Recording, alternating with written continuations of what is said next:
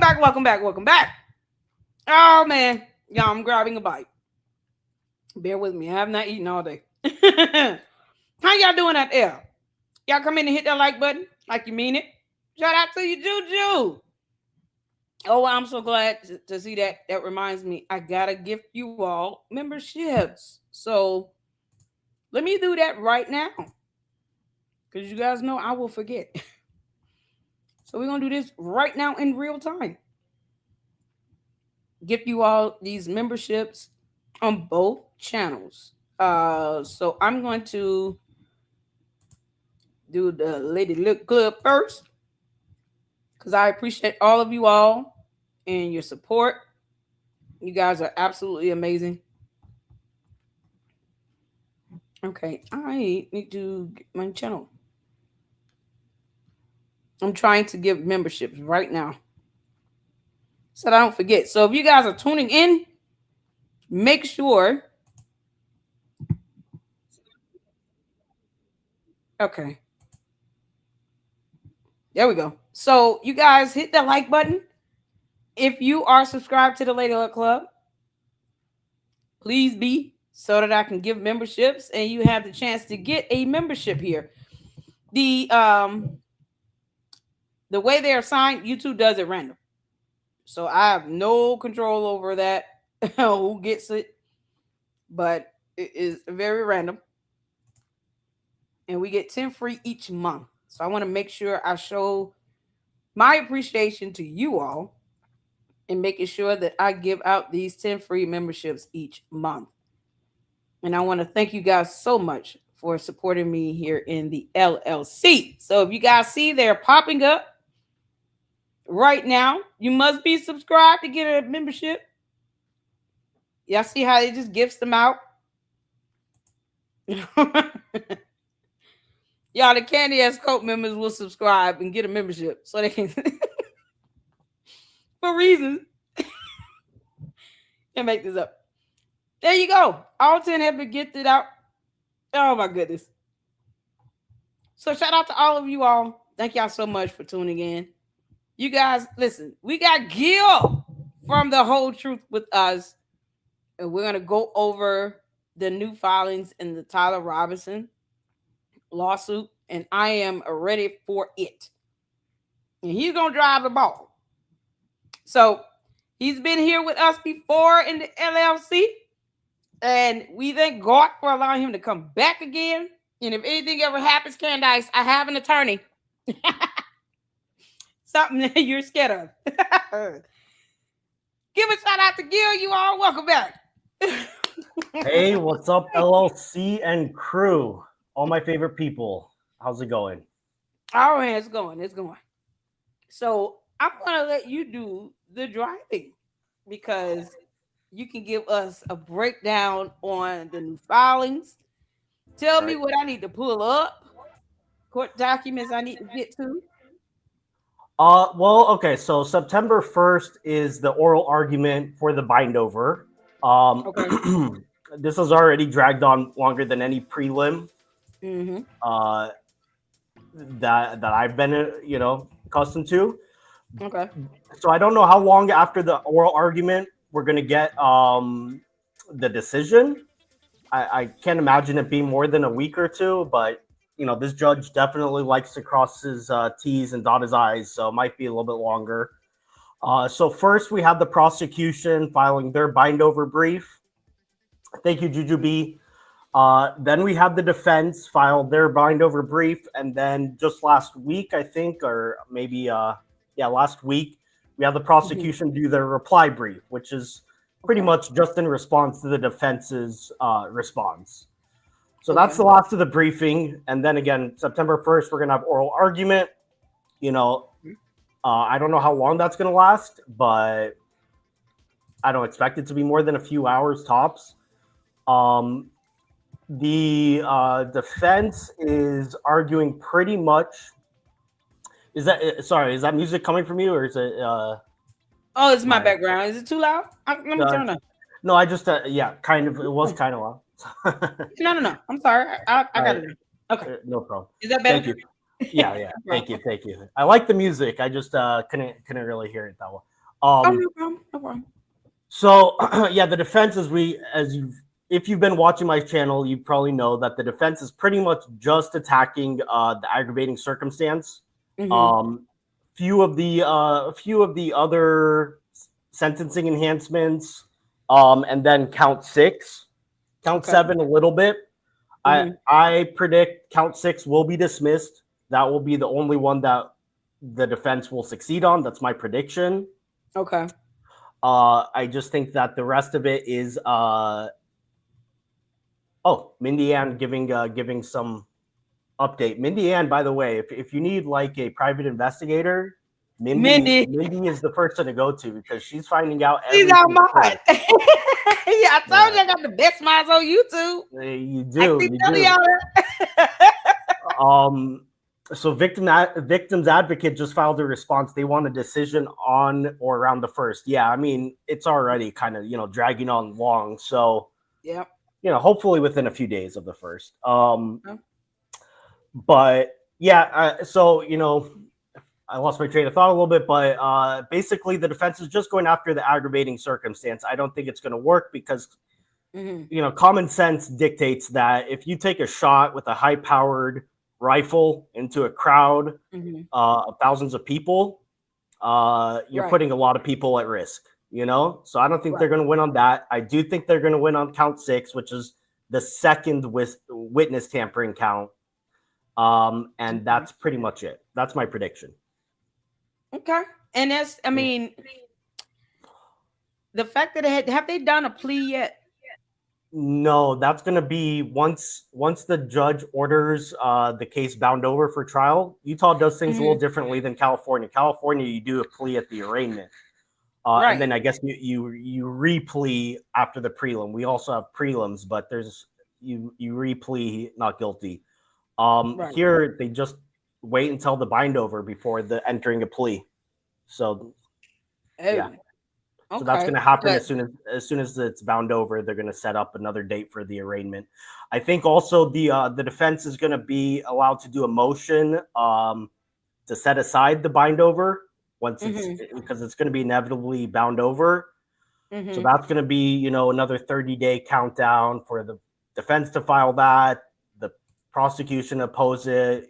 So back and forth, another oral argument. That's probably going to go nowhere absent some like new earth shattering Right. And then evidence coming to light. It's not going to go anywhere, but it's just another procedural hurdle to go through. So and then we get into all the motions, the evidence suppression motions, and say that. When is that gonna happen? that's going to be going on for the next year to 2 years. Good uh grief. yeah, that's so I'd say 2 years is kind of on the higher end of the timeline until trial, but 1 year is probably pretty fair estimate until trial. So that's why they want to um get something going by the first regarding the bound over. Yeah, yeah, and again, it's probably going to be within a week of the first, not on the first. I mean, Right. Yeah. Yeah. because that's just oral argument, and usually the judge likes to think on it for a day or two. Right. Yeah, so Wow. if you guys are waiting for the trial, you're gonna have to be patient. It's not going to come up for a It's while. not. Yeah. It's not. And they are seeming like they're gonna plead not guilty. Yeah, yeah, yeah. They're I gonna mean, plead not guilty here. yeah, that's I mean pretty much always the case. You plead not guilty, and then I've been predicting a plea bargain agreement. uh, Me too. I'm like, at what yeah, phase are they gonna wait to do that? they're gonna wait because it's gonna be life without parole is the plea bargain. Right. My again, it's just educated guess. I could be wrong. Mm-hmm. But the defense is going to try to see if they get lucky on some technicalities to get some evidence suppressed, then they might be more confident not to take such a plea.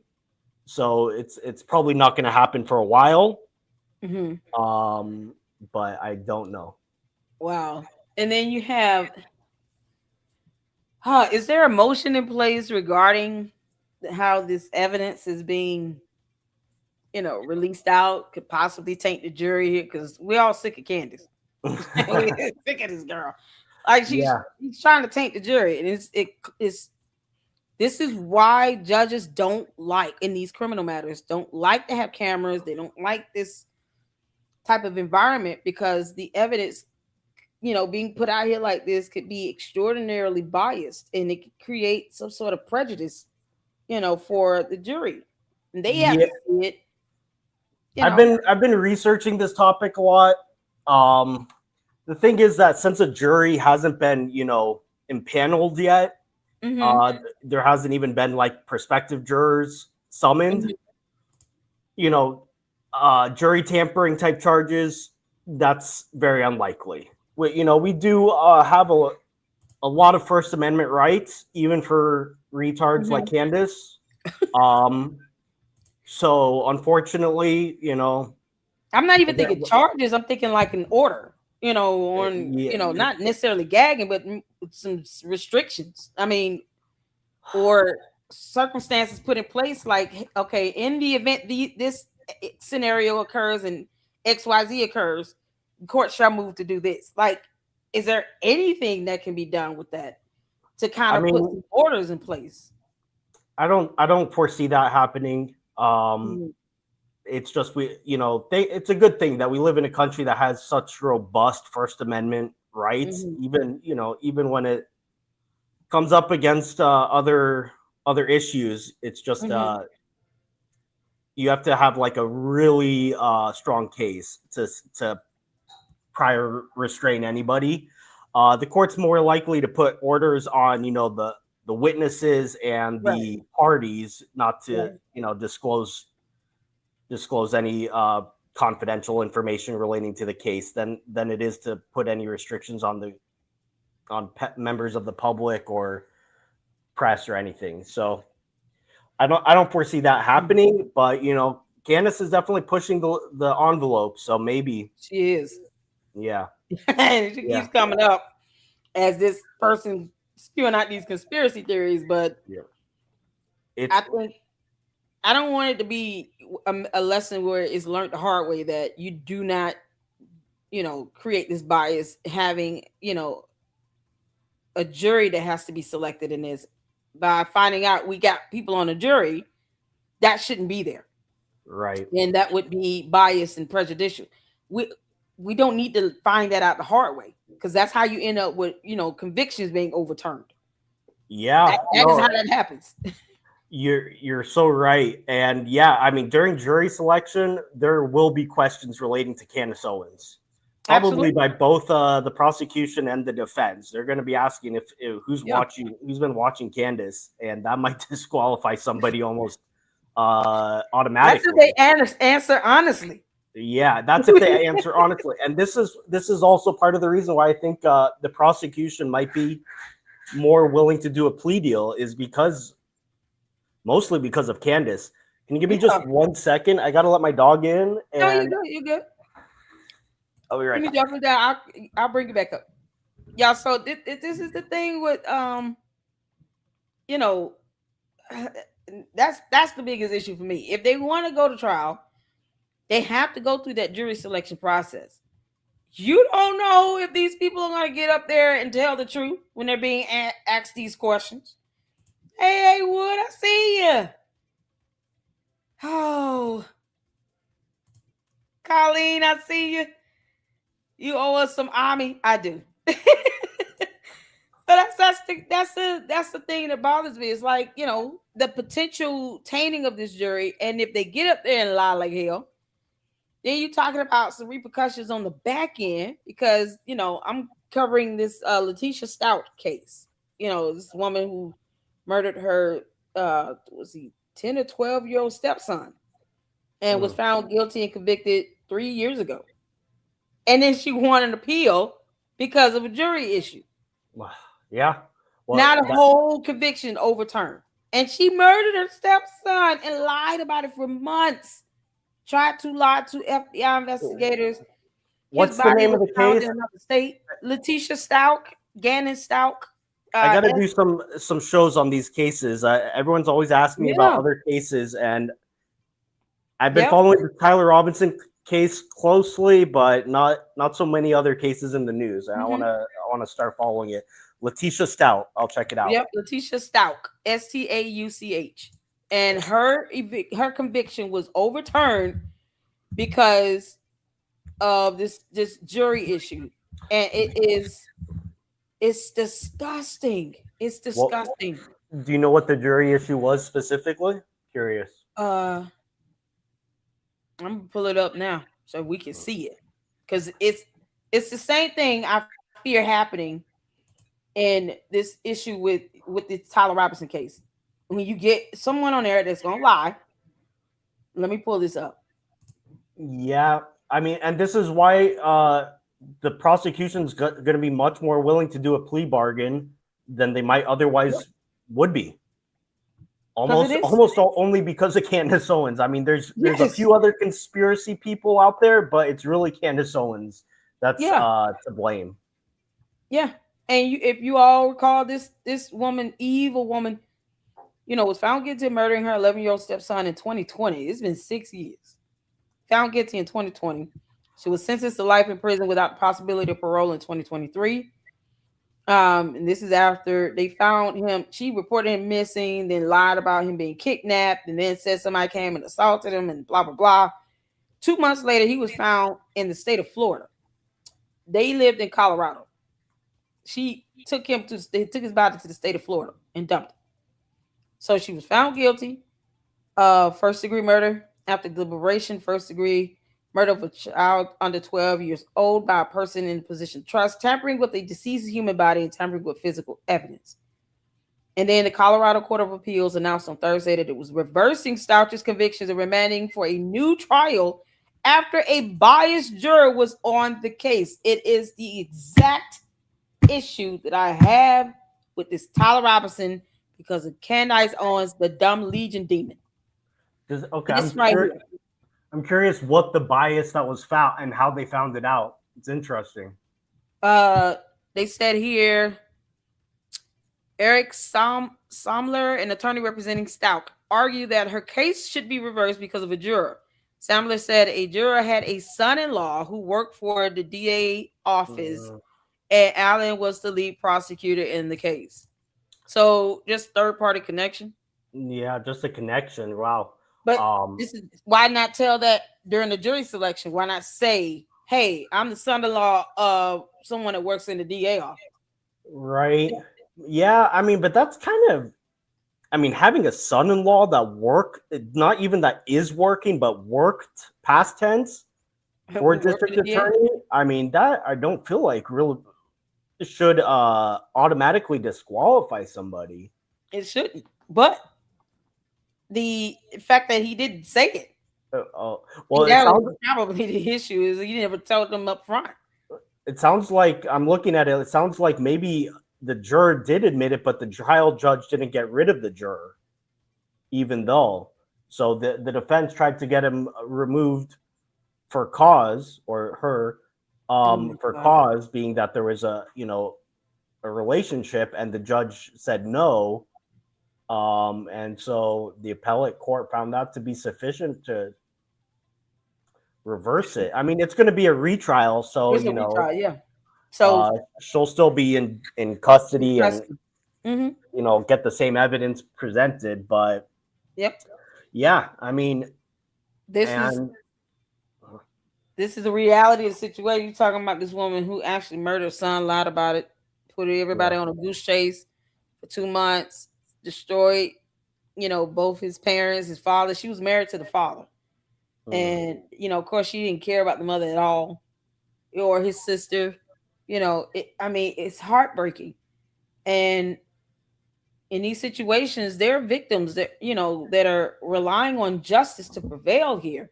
yeah, And you have people out here that are rooting for a dumb cult leader, mhm. to somehow be proven right about something. And they'll be willing to sit here, and I just won't put it past some stupid cult members to try to get on this jury that live in the state, registered to Yeah. vote, try to get on this jury and lie about Oh, I've never heard of Candace Owens. Who is that? No, and then Yeah. darn where they have a shrine of her in their closet. Like Right. that's that's the Yeah. thing that they don't care. They wouldn't care if they Yeah. were to go in and to do this intentionally, lie about it, knowing that they had this preconceived notion and bias about this. It would not And that phase them at all. that's who the defense wants on the jury. You know, that's what they want. They want somebody who is a fan of Candace, and would lie about it. You know, Yeah. and it doesn't even have to be somebody necessarily that watches Candace. They could just get it third hand because Candace's conspiracies go out to the masses, and then those people keep perpetuating it. And you have like, people that are kind of casual observers who Mm-hmm. just hear like, oh my, the cases against Tyler are so weak, and all this stuff, or he's a patsy. Or like this here. I can't believe you people are still trying to spread these lies. Who is What? instructing you to spread this narrative? What you gonna do about it, Mitchell? Nothing, I but don't believe what you this gonna do? Mitchell Cohen. I don't believe his last name is Cohen if he's a fan of Candace, because that's a Jewish name, and if you're Is it Jewish Jewish and name? you're watching Candace Owens, Just you don't, you can't gotta even you troll properly. You gotta pay a $5 troll fee up in the Lady Luck Club. right. What you gonna do about it, Mitchell? Tell your cult leader she owes me $10,000. What you talking about? That stuff don't work over here, boy. What you gonna do about it, Mitchell? Pay the $5 fee or get out my check. Cause nobody run me up in here but God. You understand me, boy? No one is Job rules. instructing. I want to answer his question. I'm up here. I want to answer this person's question. Who's instructing us? I'm not being instructed by anyone to spread this narrative. I believe in following the evidence, and I was a fan of Charlie Kirk, and so I want his killer to face justice. And there is a mountain of evidence that points to Tyler Robinson. If more evidence comes out that Tyler Robinson is innocent and someone else did it, that's who I would want to face justice. But I want whoever the evidence points to. That's all the instruction I need. Yeah. And Mitchell, like I said, pay the $5 super chat fee or get out of my chat. I owe you nothing. That's how that works over here. Yeah. You run nothing here, boy. Get out my chat if you ain't gonna pay the $5. I owe you that. I don't have to respond to you. Who's this? Oh, yo, look at the cockroach. Mitchell, here's your cult leader. You see back there? Candace the cockroach. And the sewer rat. Sewer rat being stomped on like the bug she is. The hell you mean? Pay the $5 super chat fee. You're not gonna dumb down my chat with that nonsense. You asking me stupid questions that mean nothing to you. Because me saying what I say does not pay your bills. You understand? 1 second. They don't pay your bills. I have no effect in your household. He's about trying to make the bands up in here. Give me my $5 super chat a step. Sorry, I'm just trying to fix the lighting a bit.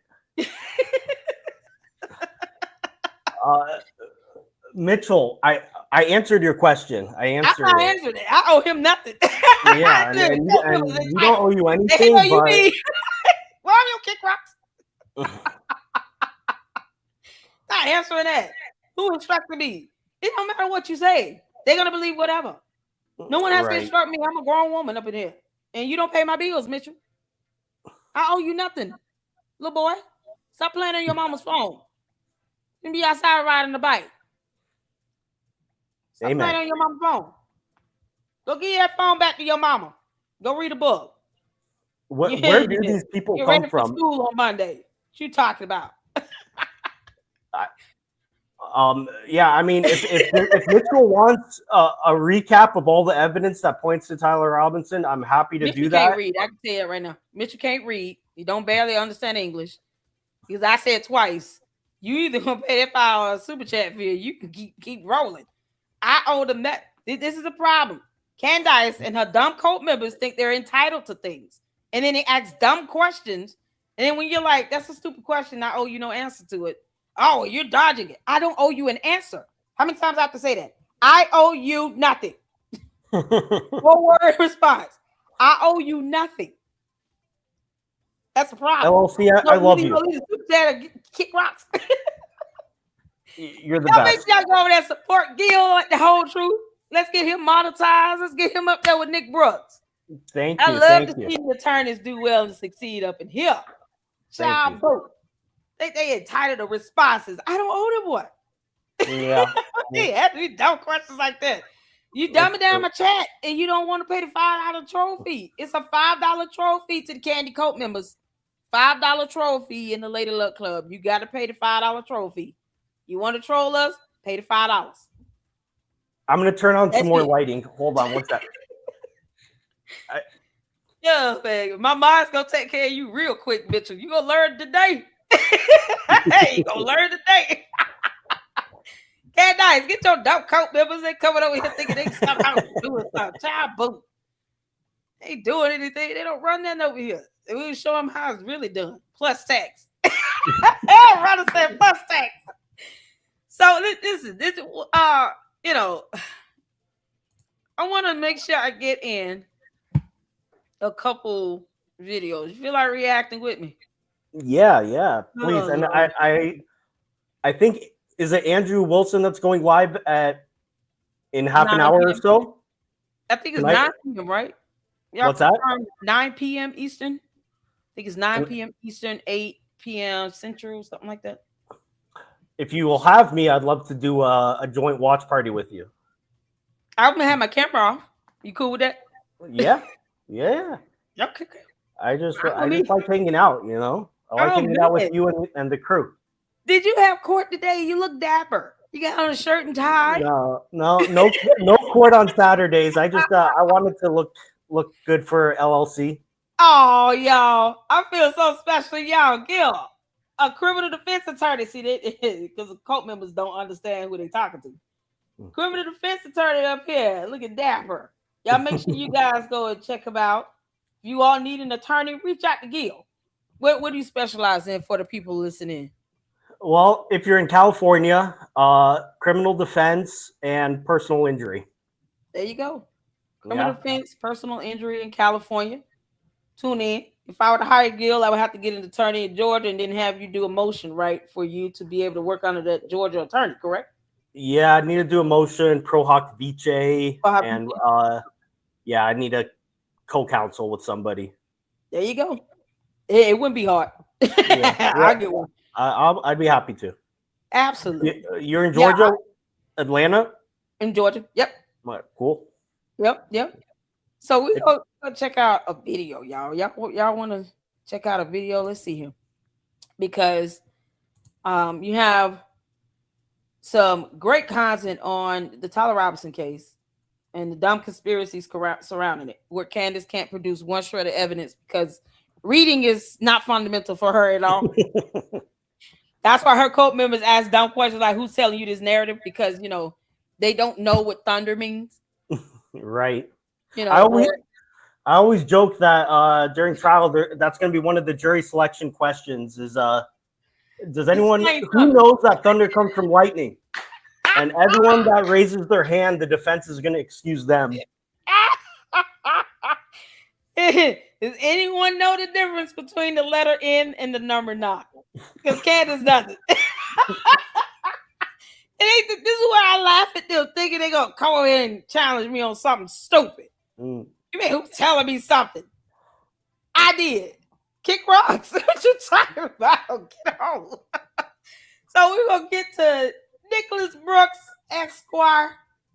He's got a short good video, and then a clip from Paramount Tactical.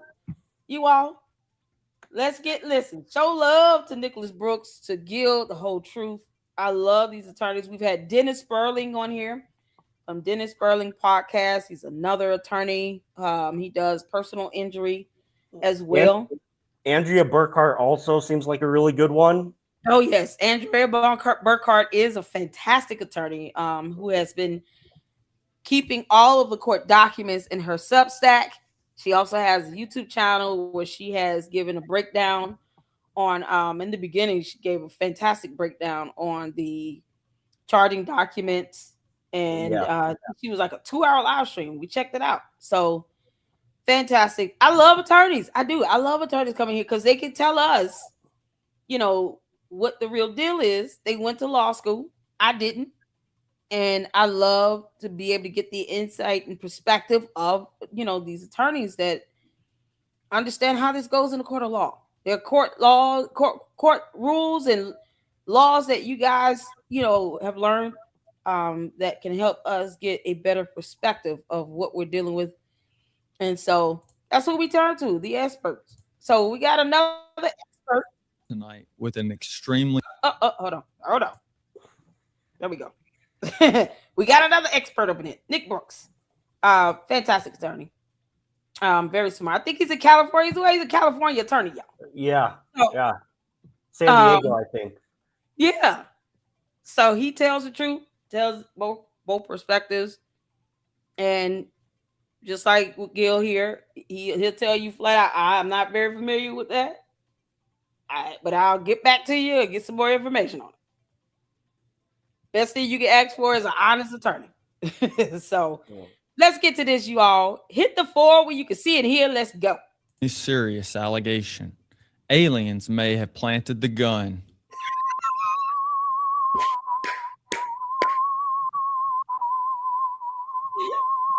Oh, Nick. I'm not saying they did. I'm just asking questions. Let's say you walk outside one morning. The ground is wet. The cars are wet. The sidewalk is wet. The forecast said there would be rain. Your neighbor tells you it rained overnight. So you conclude, as most reasonable people would conclude, that it probably rained. But then I tell you, hold on. How do you know aliens did not pour water on the block? Maybe they wanted to make you believe it rained. Maybe they're testing how easily you can be manipulated before an invasion. And conveniently, the camera across the street was not working. Can you prove aliens did not do it? Probably not. But that is not the question. The question is not whether I can invent an alternative explanation that cannot be disproven with metaphysical certainty.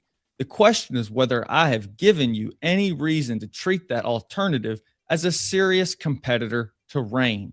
Because look at what I've done. I've taken a normal set of facts, wet ground, wet cars, a weather forecast, people who saw rain, and then I added aliens, a motive, a method, a covert operation, a decision to target this particular block, successful concealment, and a conveniently missing camera. Every one of those additions needs evidence. The camera being off does not prove aliens. It proves that the camera was off. That is an information gap. It may leave us unable to see exactly what happened, but a gap is not a bridge. It does not get us from we do not know to therefore my preferred theory is true. And that brings us to the real purpose of tonight's stream. This is not a stream telling you to trust the government. It is not a stream telling you that every single investigation is perfect. It is not a stream telling you that the state has already proven guilt beyond a reasonable doubt in the Tyler Robinson case. A jury has not rendered a verdict, and the state bears the burden at trial. It is also not a stream saying that people cannot ask questions, that nobody can investigate a lead, or that alternative theories are logically impossible. The question is more basic. What does it take for a theory to become a serious alternative rather than merely an imaginable story? A jury is not asked whether it can imagine aliens. A jury is not asked whether it can devise a hypothetical plot involving any person, any institution, or any country. A jury is asked to evaluate evidence, use reasonable and common sense, draw reasonable inferences from facts that have been established, Right. and determine whether the state has carried its burden. So tonight, we're going to talk about the difference between a question and a lead, the difference between a missing camera and evidence of a cover-up, the difference between a discovery request and proof of suppression, and the difference between doubting the state's theory and accusing somebody else. If you take nothing else from this stream tonight, take this. Possible is not the same thing as competitive. An alternative theory is not entitled to belief merely because nobody can disprove it. It has to explain the record we have, and it has to offer evidence that makes it more likely than the ordinary explanation. Hey, Great. man. One of the That was things great. that came out of this. So Hold firing. on before we get to the next one, y'all. Hey, who's that handsome man Y'all in the check upper out right Gil up corner? there. Oh, Gil, you thought I forgot about you, honey. Of course, we got to do a clip with Gil in it. Y'all know that. Listen here. Shout out to Nick Brooks. Nick Brooks played the Alien music song, y'all. You can't make this up. Candace. You said He's Alien good. did this. Hey, anybody that can get me a joint stream with Nick Brooks sometime, I'd love to. He seems like a cool guy. Yes, he is. He's absolutely amazing. You know what? A couple of you all are mods over there, right? Please let him know that Gil Whole Truth would love to do a collab with him. I believe in that. Man, that'll be awesome. Two attorneys coming together to be able to talk about this and break it down. Fantastic. Yeah. This is the whole thing. She's out here just throwing everything at the wall, including the spaghetti. Yeah. It's like a circus show. And Candace said everything against every theory except for the theory that Tyler Robinson did hit. Every other theory except that one. Ridiculous. Exactly. So when her cult members come up in here, demanding no dumb things like that, I'm not answering your stupid question about who's giving me a narrative. I say what I want to say. What you talking about? Obviously, you don't know about the Lady Luck Club. No. I speak my thoughts and my opinions. Candace, how much did you pay Tyler Robinson? I've been saying this for a year. What you mean? Don't nobody have to tell me to say anything. I say what I want to say. But I also know how to read court documents and understand what's going on in the court. And that's what it comes down to. None of this stuff you doing, demanding to sit here to ask questions about some narrative, means anything in the court of law. Those stupid questions will mean nothing in the court of law. That's why I don't. That's the thing about their theories is they're not clever. They're really stupid. They're stupid.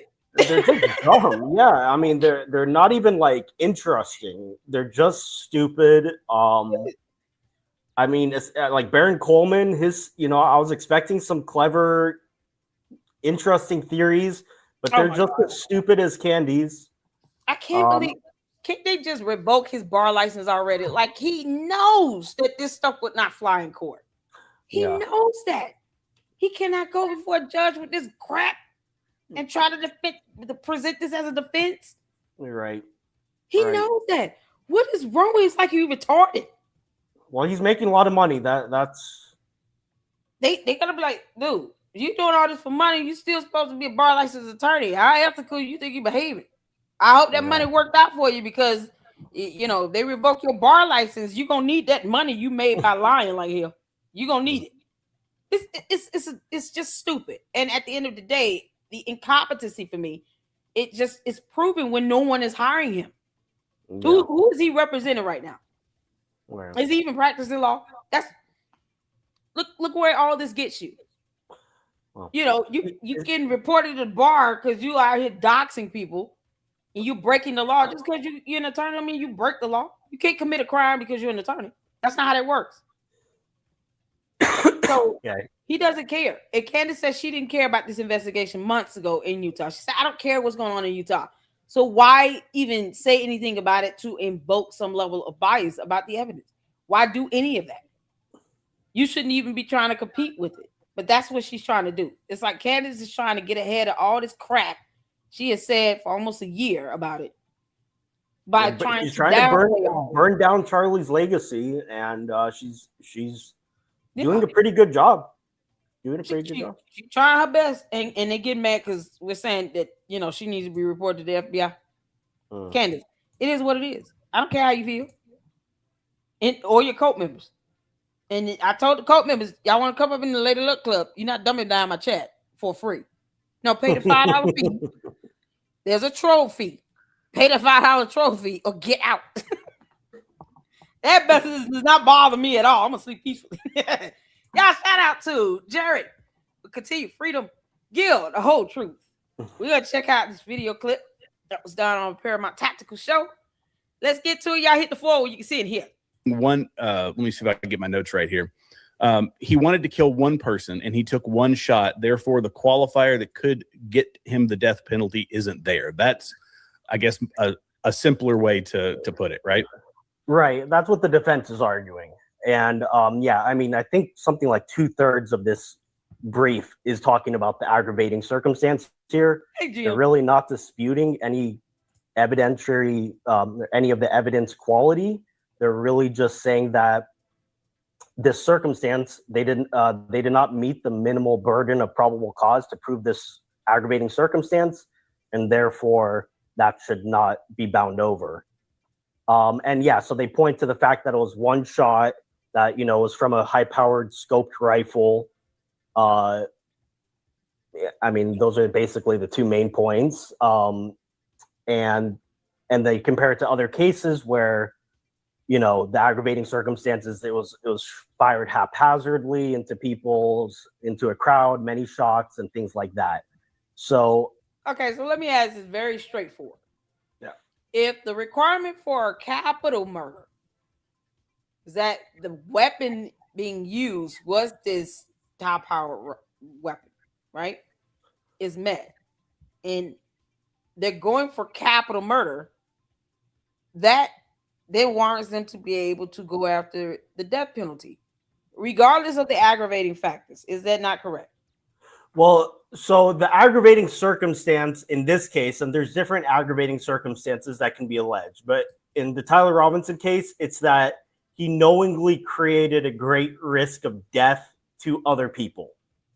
Right. And so, it's kind of common sense that, when you take a shot into a crowd, there's a lot of ways that could go sideways and kill other people. So that's the aggravating circumstance. The defense is saying that it's not present because it was one shot on target, and therefore he didn't know that there was a great risk of death to anyone else. But I would agree with the prosecution. Common sense says that, there was a great risk of death to a lot of people. Exactly.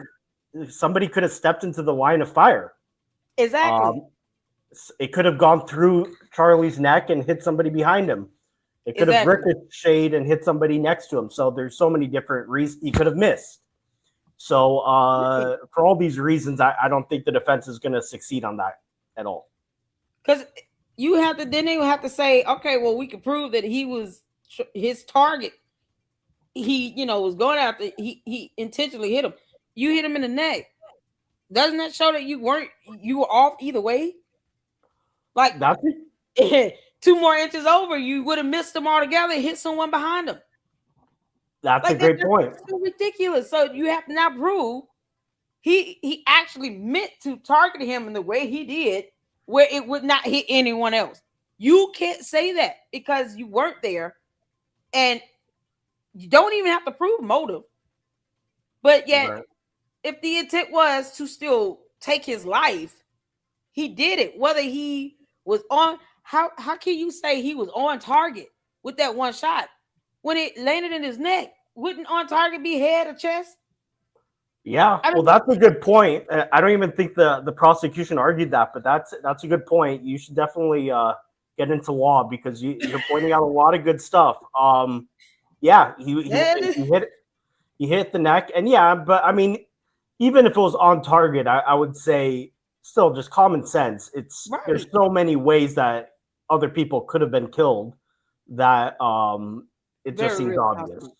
Exactly. Yeah. And it's a very real possibility. It's not something that the prosecution is saying, well, here's a scenario. No, the reality is 2 more inches over to the left, and probably would have missed him altogether and hit someone else.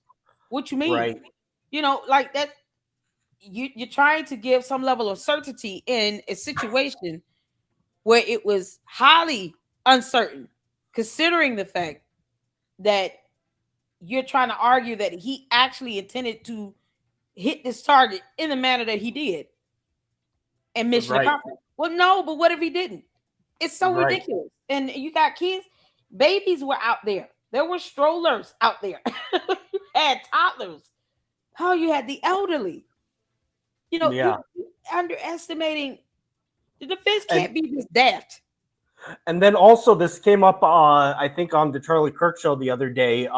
It was only like very short distance above the speaker's head. You know how somebody was asking Charlie a question at the time.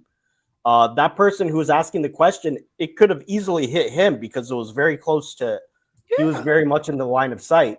So, yeah, I don't think the defense has a leg to stand on, but you know they're trying their best with what they have, and it's a hard case for the defense. Yeah, no, At this logic point. cannot be devoid in the court of law.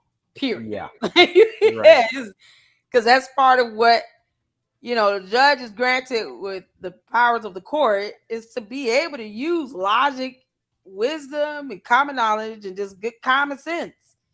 right. And it's almost an insult to the court and to the judge, to sit here and to be, to say, well, he made the target and knows it, so no one else got hurt though.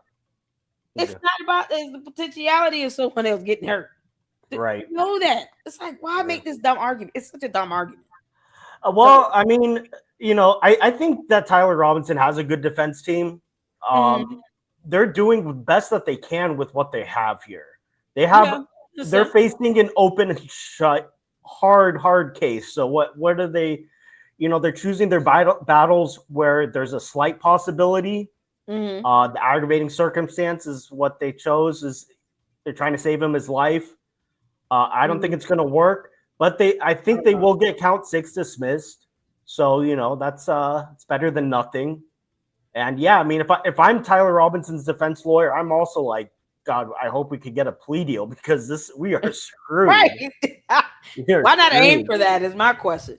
Why not aim for that? You're gonna go in, do the bound over and all this stuff, and get a plea and get a range. Why not just go ahead and start with the plea deal? Well, I think they're trying to set it up. That could be part of the strategy here with this with the defense's bind over brief is to show the prosecution that maybe you'll get a conviction. I mean, that seems pretty likely, but you might get a conviction and not get the death penalty anyways. So why not offer life without parole? Because remember, in a death penalty case, you first get the conviction. Then it goes to a sentencing phase, and again has to be unanimous where the jury agrees for the death penalty. Right. So you can go through everything, win, get a conviction, and then still lose at the death penalty phase if you're the prosecution. So I think the defense is kind of showing them, look, maybe you should do life without parole because you might lose at the death penalty phase anyways. Right. Yeah. I mean, and oh man. That goes back to that jury having that power. Yeah. Wise imperative to pick them wisely. So shout out to the Information Man Show, another content creator up in here. Thank you so much for tuning in. Peace and respect to you, honey. I hope all is well with you. He's keeping his foot on Umar Johnson's neck.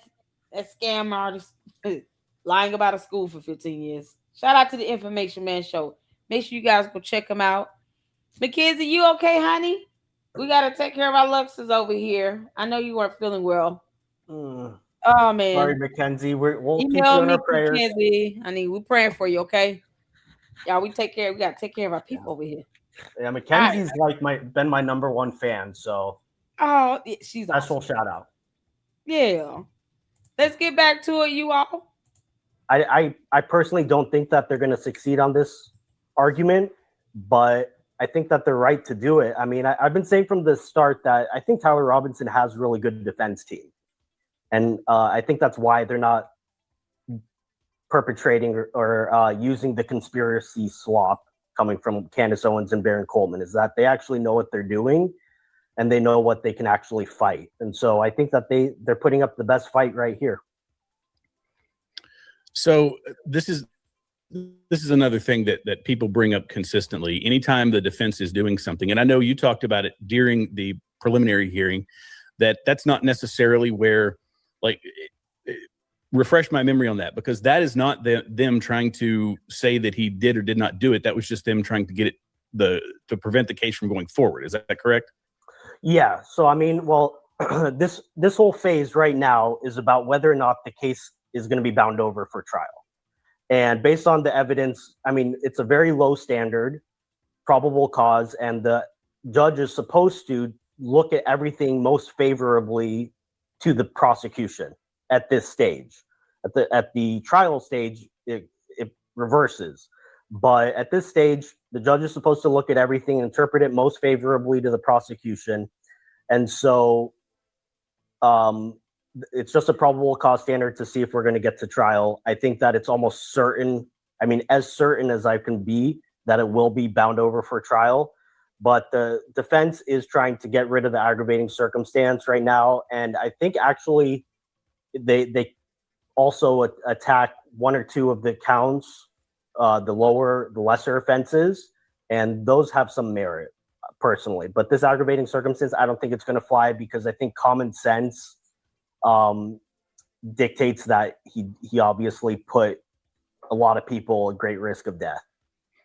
Yeah. So part of it is knowing that he went to the shooting range. He knew that he could potentially miss because he wasn't a great shot. He still went forward with it. There were security people around. There's still the potential that something could have happened to a security person in the vicinity. So I guess the defense's argument is that this is taking too broad of a look at the aggravator. Right.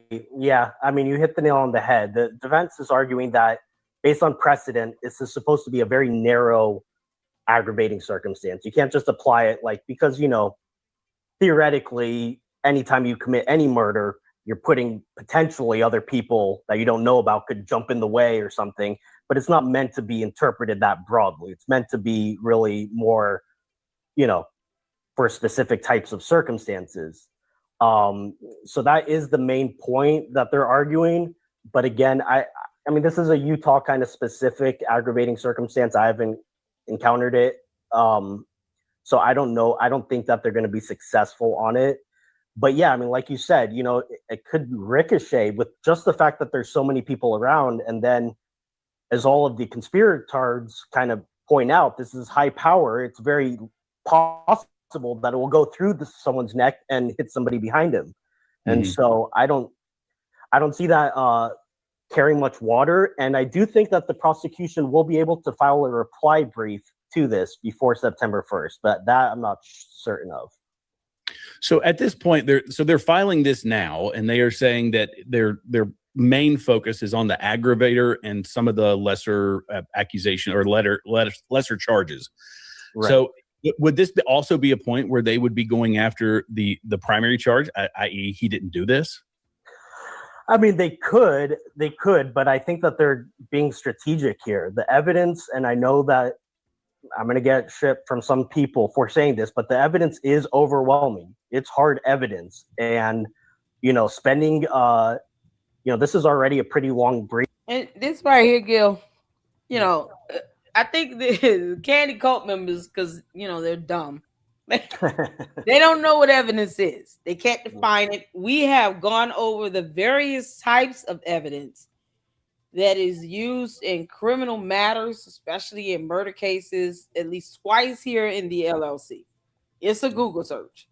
But for the slow people in the back, can you just kind of go over some of the hard evidence, the physical DNA evidence, give us the differences in the types of evidence that is being presented here in this matter? Just a brief summary for the slow people in the back. Right. So to me, the number one thing is the text messages, because he admits to it. I mean, he admits to it 11 different ways, 11 different times. Those text messages came from Tyler's phone to Lance Twiggs. They're consistent with all the other corroborating evidence. We're going to see more evidence come out that's going to corroborate it even further, such as the location data, the full cell phone, cell phone data, basically, that will just corroborate that it came from Tyler's phone to Lance, the locations where it came from. So that to me is like the strongest evidence. That coupled with the Discord chats. Then you have his DNA on the rifle that is found near the crime scene, ditched. And that rifle, the caliber and the bullets are consistent with the caliber that killed Charlie Kirk. Right. Then you have these bullets that were found with the rifle that had etchings on them. Okay, that's pretty unusual. And you find in Tyler Robinson's apartment another bullet with etching on it. All of these bullets have Tyler Robinson's DNA, along with the Dremel tool capable of doing the bullet etching that has Tyler's DNA. Lance Twiggs' testimony, I mean, he testified that Tyler admitted to it. He testified about motive, testified about his opportunity that he left early. He testified that he was using the Dremel tool. Then you have the surveillance footage, multiple times, multiple angles, not just of Tyler Robinson, but also of his vehicle that was positively identified on UVU campus. You see him walking with a gait, with a limp that is consistent with him hiding the rifle down his pants. The rifle belongs to him. You have the screwdriver with Tyler's DNA being the main contributor, but also Lance's DNA on the roof. From where the shot was fired. You have this didn't come out in the prelim, but you have his phone being searched. He has search routes on his phone from around the crime scene, including to a car wash nearby, where there's surveillance footage of him and his vehicle. Then you have the Nest camera footage of him and his vehicle, or actually just the vehicle, really. But that is completely consistent with another search route taken from Tyler's phone from that specific location to Tyler's apartment at that time. So, I mean, it's just, and we haven't even seen everything yet. And then there's the parents' likely testimony, the family friends' testimony that's likely to come out. The vehicle data, apparently they did find the clothing that was consistent with the clothing that the shooter was wearing. I mean, how much more evidence do you need in a case? It's as strong as I've ever seen. And it's important to remember that, you know, you have these various types of evidence that corroborates the other evidence. So you have one set of evidence that supports the other evidence or confirms the other evidence to be true. This is something that, you know, Candice doesn't care about, but she certainly does not take the time to understand what corroboration means or how to spell it, because that is how these cases are built, where the evidence corroborates other evidence. So the phone data corroborates, you know, text messages and, you know, other posts that he made from that phone device. There's a serial number affiliated with it. Then you have date and time steps that's recorded as this information is going out of the phone. You have receptions coming in from towers that giving date time stamps with coordinates. His phone can track his activity throughout that whole day, because that all of our phones do now. It gives locations or coordinates with date and time stamp that is connected to the phones registered to our information. We have serial numbers, we have IP addresses for our devices. These things corroborate the other evidence, the video footage. So if he has his phone on him and he's been seen in a video camera, that those two pieces of evidence match. It confirms those things to be true, meaning it confirms that he was in the parking deck. He had his phone on him. That puts him there because of the data with the date, timestamps, and coordinates. And he has the video evidence that puts him there because we can physically see him in the video. He confirms his identity, that is indeed him in the video.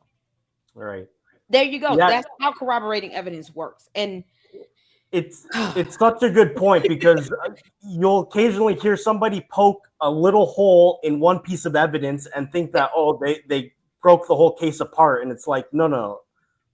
We're not just looking at that one surveillance still that might be kind of grainy. We're looking at everything together, and it's all perfectly synchronized. Yep. Yeah, like you said, if we have him on surveillance, and then you see him on surveillance using his phone, and Yep. then we have a ping location right there, Right. that shows that he had his phone. It wasn't stolen by any Mossad agent or anything. Exactly. Uh, It's really everything, powerful. and no French foreign legionnaire there. So it's just Right. everything just maps together perfectly. And Yep. look, as a defense lawyer, I'm naturally inclined to look for holes, but in Right. this case, the defense is screwed because there Yeah. is Where the hose? yeah. He did not do a good job of covering his tracks at all. It almost seemed like he didn't plan on getting away with it. He admitted to it. I don't think if you're willing to admit to the crime itself, Yeah, the act of unaliving someone has been confirmed by your own defense attorneys. You know, at this point, it's just kind of, well, we're just going through the motions of it all. If we're going to trial, just to ensure he had a fair trial, that his constitutional rights are protected, because otherwise, the defense goal is to invoke reasonable doubt, but that doubt still needs to be reasonable. right. There is nothing reasonable about this BS that Candace keeps putting out here. Right. It's stupid. It's to the point where she's not even on topic with anything. It's irrelevant. None of this stuff would fly in court. It would be moot. The judge, jury would not want to hear half of this garbage that Candace has been putting out, because it's not relevant to the case. It's not relevant to the evidence. The doubt still needs to be reasonable. It's beyond reason to say he was not there. In this reality here on Earth, we have corroborating evidence that puts him there. Plus his own admission puts him there. And admissible evidence is still evidence. Right. This is a nonsense. The buffoonery. These dumb cult members are sitting here peddling. But this is the defense right now is probably trying to figure out the best mitigating circumstances that they can get, or to save him the death penalty. They're probably trying to find out, try and get affidavits from his neighbors and friends and other people to show that he's not as bad of a person. He doesn't have any criminal record. He's young. He could show remorse. All these things. That's what the defense is probably spending their time trying to do. Not follow all these stupid conspiracy rabbit holes. Exactly. And they're not stunned Candace because they know this stuff doesn't work. That's not how court works. Candace is in la la land. And of course she doesn't know what moot means. Lady said don't use LLC, don't use moot. Candace might think you cussing at her. Candace, I have no problem telling you to kiss my ass, and you know that. I will say that any day of the week. This is why I find it funny for her cult members to come up in here talking about who telling you a narrative. Don't nobody tell me what to say. What you mean? Funny that you think that. No, I'm me all day, every day. Candace can kiss my ass. You can't make this stuff up. Nobody has to tell me that. And I say that for free. You're welcome, Candace. Like, girl, bye. So this is the stuff that the criminal defense attorneys, knowingly are going out here and they ignored it, and they don't want it to be a part, all this crap she's putting out to be a part of this case. Because if there's any semblance that they're trying to adopt to any of this, it's going to make them look so incompetent. And the judge is not in the mood for that. Right. These judges don't play that stuff in court. So you going in there trying to turn their courtroom into a circus show. No, that's how you get sat down and gagged. They're not playing that nonsense. So right. Well, yeah, I mean, you're allowed to present alternative theories if there's a basis for it, if there's evidence, but you're not allowed to just get up even as a defense lawyer, you're not allowed to just get up and lie and say that this is a frame up or anything without any sort of evidence to support it. So, what they're going to try to do is just say that the prosecution failed to meet their burden, but that's not going to work because the prosecution has met their burden already. So they're just trying to go for it to save him his life. That's really their goal. That's how they're doing. Yeah. And nothing Candace says is going to help with any of that because she's irrelevant in the court of law. I keep Yeah, saying this. They think I'm playing when I said it. No, Candace is highly irrelevant in the court of law. They don't want to know that this alien is roaming our planet. That right. judge does not want to know who Candace is. But unfortunately, he's learning about her because of her dumb conspiracy theories. Otherwise, that judge wouldn't have a reason to think about, that there's morons out here trying to taint our jury selection. Right. That's not what the judge want to have to worry about.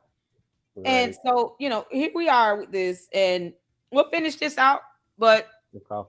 certainly want to remind everybody the stuff that Candace is doing on her show will that has no place in the court of law. She's dodging her own lawsuits. So there you go. She's trying to get out of her own lawsuits, and those are civil matters. Tribal. Right. Let's Yeah, get back yeah. to The this. court of law is one place where she's still treated like a normal person. It doesn't matter how big her cult is, Exactly. uh, and they No would not power. stand for it. Not at all. She has no power in the court of law, and I tell everybody that. That is Yeah, Candace's Achilles heel.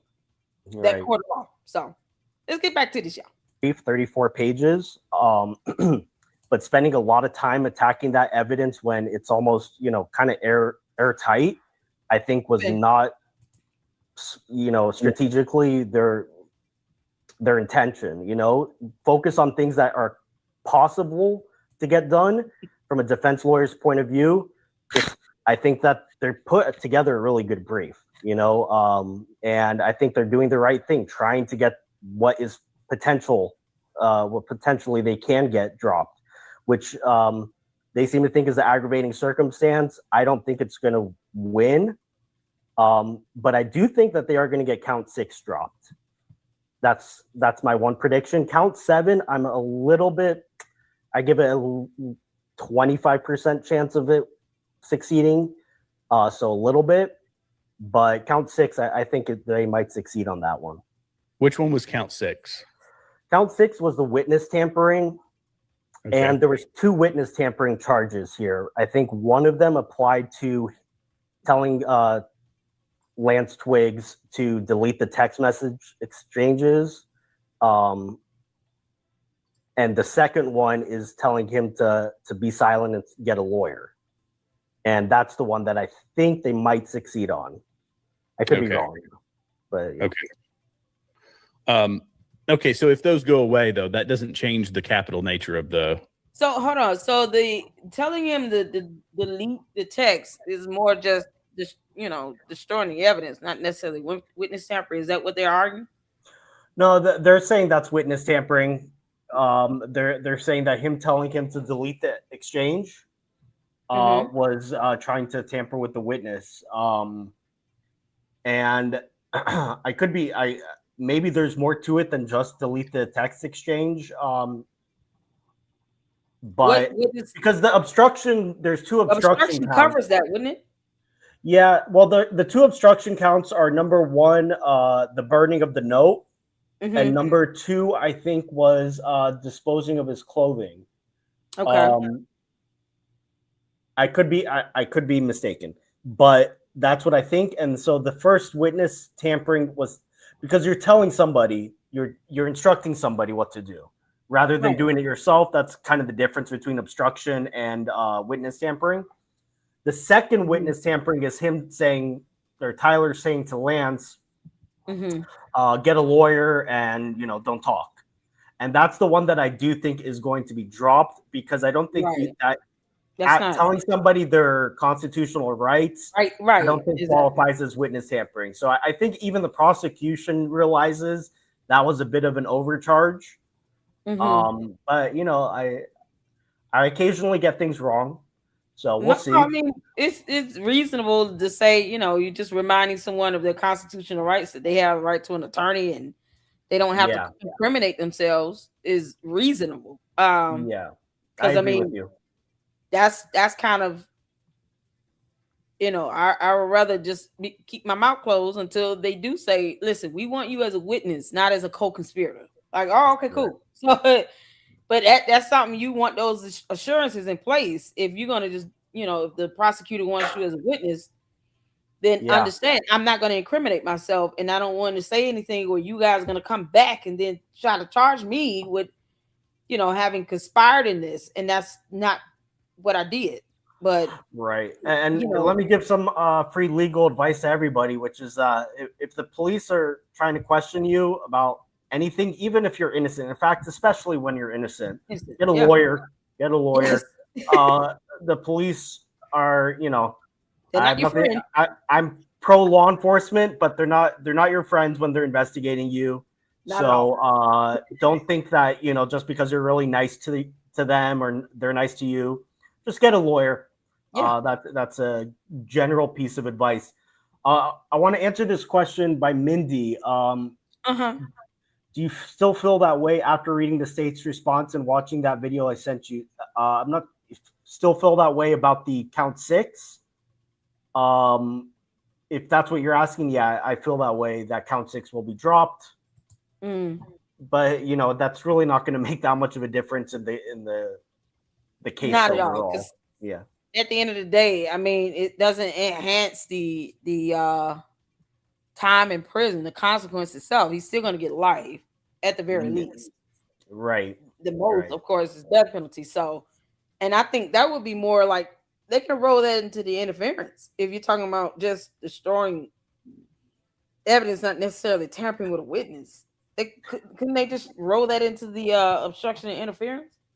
Yeah, and I mean you see this all the time. Prosecutors like to overcharge, even if they Mm-hmm. have a good case. They still just throw in extra charges because that kind of forces the defense to push the ball back towards the middle. So, I don't think that they ever thought that was count 6 was that great of a charge, and they Mm-hmm. didn't spend much time even defending that charge in their brief and their reply. So, Right. yeah, I still feel that way. Okay. There's another question. Was the text from his phone or from the keyboard where they found the letter he did not burn because they were sent into a group chat? Which the text, most of the text This messages came from confession. Tyler's phone. Okay. So was there outside note or something he left? So he left a letter Mm-hmm. underneath the keyboard of his computer, and he told Gotcha. where he admitted to it. And thankfully, Lance Twiggs took a photo of that letter, which is how Okay. we know what was written on it, because Tyler ended up burning that letter, and all that remained was like a little fragment. Okay.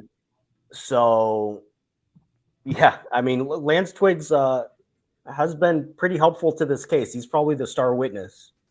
Yeah, because he's like, I don't want to be a part of this, and I don't want to go to prison. Right. Yeah, I have to remember that. I mean, you want best case scenario for him to be a witness Yeah. and not a co-conspirator, because then there's a lot of evidence that he would not have given to them. I mean, he's like, listen, I want to clear my name. If they thinking I'm a part of it, no, I want to be able to, clear my name too. That's how you. His corporation is proof of how a person who is innocent behaves. You don't behave like you're guilty if you're innocent. So Right. the Yeah, best and thing to do is just say, listen, we want you as a witness. We don't want to charge you, but we want you as a witness, and we want you to help us because Yeah. And sorry, Yeah, I don't mean to cut you off. no, you can't. But no, he's been cooperative, and all he was given was a use immunity, which is very different than transactional immunity. So he's been cooperative. I don't see any evidence that he was a co-conspirator.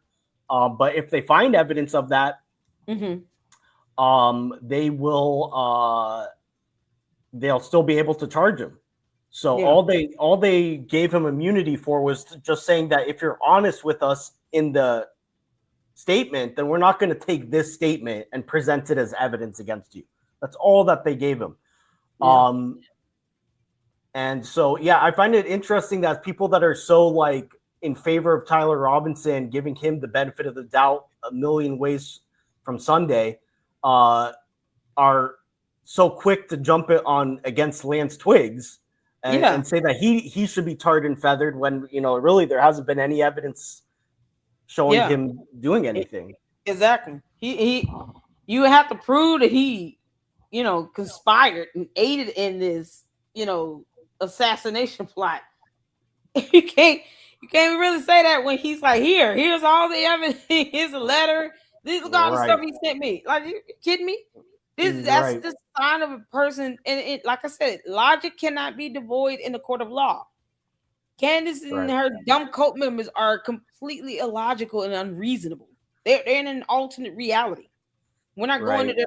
the alternate reality. So none of this crap that they're saying and doing, like their whole defense of Tyler Robinson, makes no sense. There's no Right. logic to it either. So Mindy asked another question.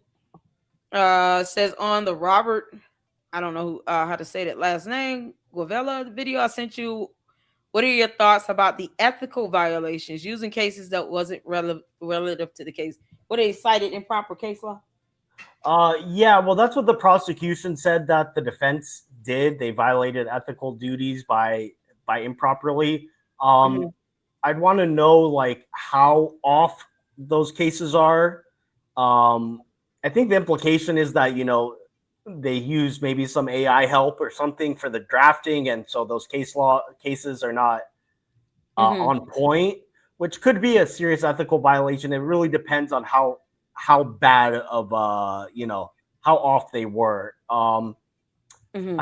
I think that yeah, it's pretty unusual to accuse opposing counsel of committing ethical violations, particularly in such a high profile case. That kind of jumped out at me, but we'll see. Mhm. I don't think that they're gonna get in trouble with the bar or anything for that, unless it was like very obvious that they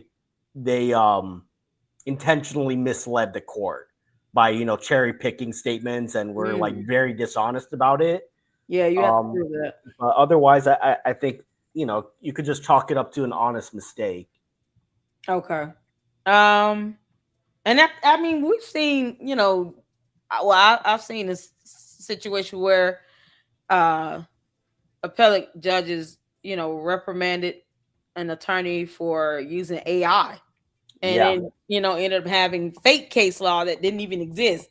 That's a right. scenario where the judge is going to get in your behind because Yeah, you're an attorney. You should know better. You should know how to cite case law. I right. mean, the And fact that the attorney double didn't check even your check to see if it was sources. real. Yeah, Yeah, double like, check your sources. exactly. Um, I probably only have a few more minutes. Okay. Just Okay. heads up. I hear my baby crying, so I'm sure my wife is waiting for me to help her out.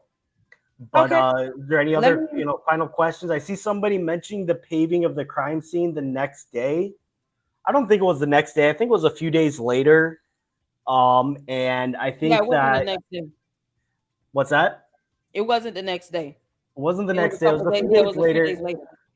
They photographed the crime scene. They gathered, everything that they thought was had evidentiary value, and it's a high traffic area and a university, high foot traffic area, and they probably didn't want their students to be reminded constantly of the morbid, assassination, and so once they got everything of evidentiary value, they felt like it was okay to return it to the university, and the university decided to pave over it. There's also, like maybe some biological hazard to Right. leaving bloodstains, on the ground. So, Right. um, yeah, I don't think that a lot of people are pointing that as a cover up. I don't think that It's not a cover up. It's yeah, standard. Let me show yeah, you off. Because Google is your best friend, and you just need to know information right quick. So the idea of cleaning up a crime scene after it's been processed, yeah, there's a reason you do that because it can become a biohazard. This right. is we have regulations in place, on state level, on city level. When it comes to after processing a crime scene, you got to do the cleanup. And and keep in mind that this is not like an apartment. This was a It's the place where open the public area. yeah, this was a university where kids or students are walking through every day. So Right. what do they expect? To keep it under lockdown for a year? That doesn't make sense. Right. And that's, ah, man, once again, you get common sense. Like Yeah, in any other scenario, with a murder case, you're gonna have some level of cleanup after the crime scene has been processed. right, That there's step-by-step instructions on how to process a crime scene area. Once that's been done, they have to come behind it and clean it up. You don't want these kids traumatized. This is what I right, mean. Candace is outside the realm of reality, and it's right, unreasonable to think that this crime scene will not have a cleanup. One of right, that being, they may have state regulations to say, okay, if something happens, you got this on the ground just to, you know, lower the chances of this becoming a biohazard issue. We got to right. pave over it. That's what they had to do. That's Right, it. and also just to add to it, where the victim is not like I don't want to say it's not as important, but Yeah. I don't know what more evidentiary value there was to be gained from Leaving it keeping like that that. sealed off. Yeah, Yeah. You talking about human blood and tissue? You can't do that. Like so. yeah, Yeah. When we say biohazard, that scientifically speaking, Candice, we know you don't know what biohazard means, but there's a reason for that. And then you have these kids interacting with that area. You don't want them interacting with a crime scene area where there's still human blood on the ground. right. And also this was like the center of the university campus, so it was where other speakers were gonna speak and other things. So yeah, unless you want to have like a permanent uh sealed off area in the middle of your university, of course you're gonna turn it back. Right. LLC, I love you. All I right, love honey. I love all of your Thank fans. you. Please Shout out invite to me you. on whenever. I love joining you. Absolutely. You guys wish Gil a good evening. Go take care of your baby. Love you, Okay, honey. thank you. Oh, please subscribe. Yes, subscribe, y'all. Awesome. Shout out to Gil, you all. Y'all wanted me to check out a couple videos of a debater. What's his name? Rob somebody? Maury? Lord have mercy. Where he had people come up. He collected journalists. She said the name early. What's his name? Rob Moore?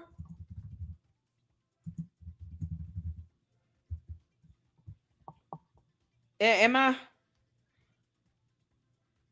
am I saying it right? Rob Moore? Moors. Moors. Is that him? Let me see. Let me go back. Is this him here? Or no? I'm in the wrong one. Noor. Is this here? Normal America with Rob Noor. Y'all wanted me to check this out. I don't mind. We check out Joshua Carr. You all, Joshua Carr loves to have these debates. Noor. There we go. Oh, thank you, honey. Thank you, honey. All right, now. I hope you guys got some of your questions answered. I mean, he's a criminal defense attorney. We're here for it.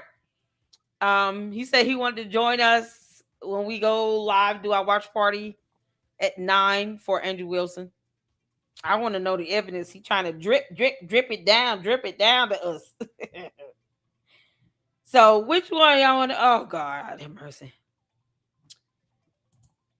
Is there like short videos on this, or is this a long one? Andrew Wilson let Candace speak 2-1 and still had no evidence.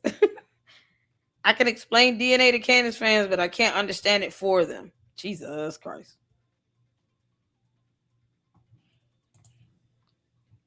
All right, which one y'all want me to check out?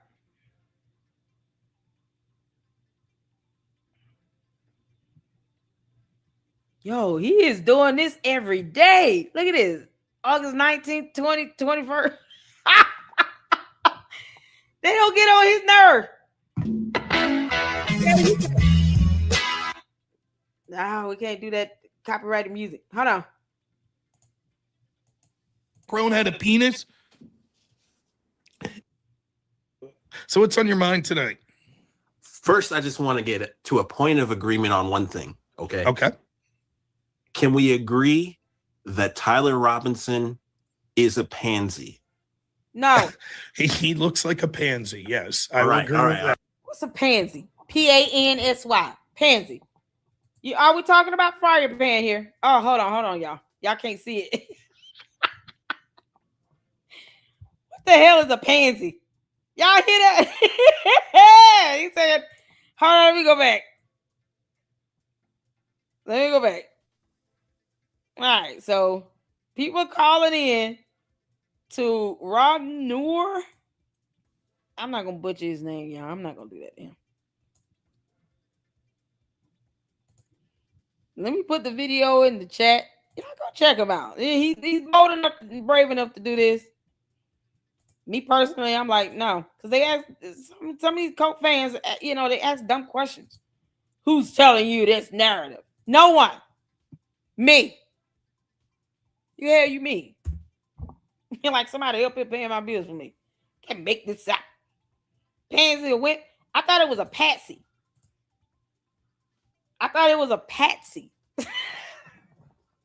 Patsy, pansy, that frying pan. Is he a crock pot? Can we agree on one thing? That he's a 2-liter pitcher. Yeah, I mean, just covered up with stuff. Y'all name another appliance in the kitchen. Can we agree on one thing? He's a waffle maker. No?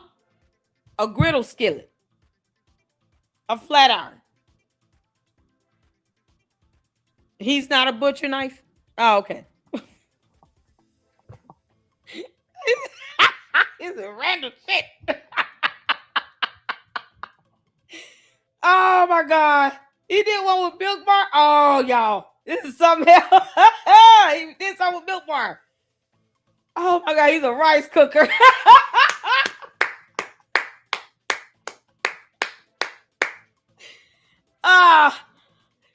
Lady Luck, you sure he's not an air fryer?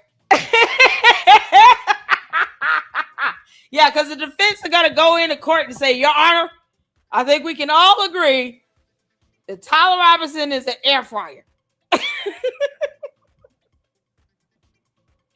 He didn't do it, but he made some chicken wings.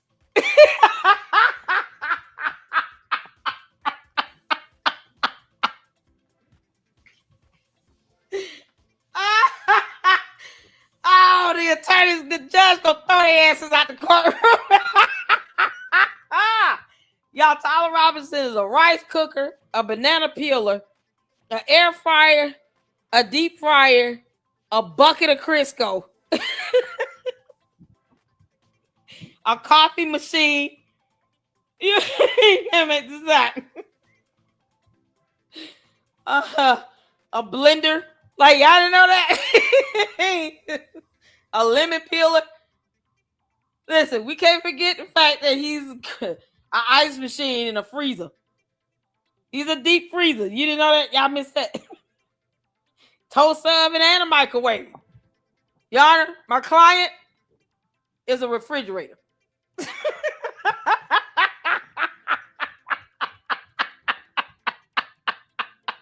George Foreman grill.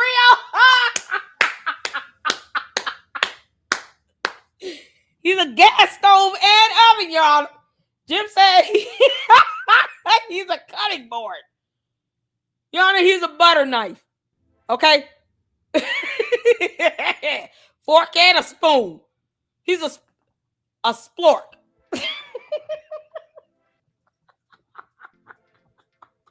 He's a spork. Your Honor, he's a spoon and a fork.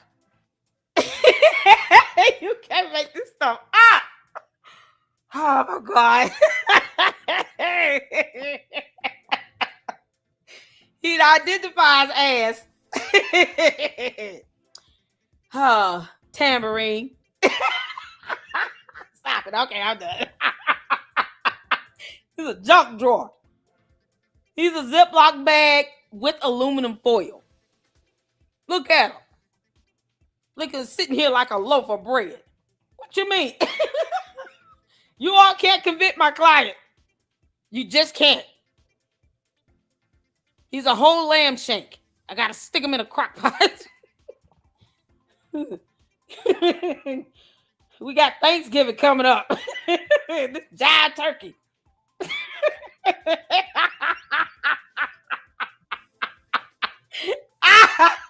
Oh, you guys are awesome. That was like the George Foreman grill is something else, y'all. Can we do seafood boil?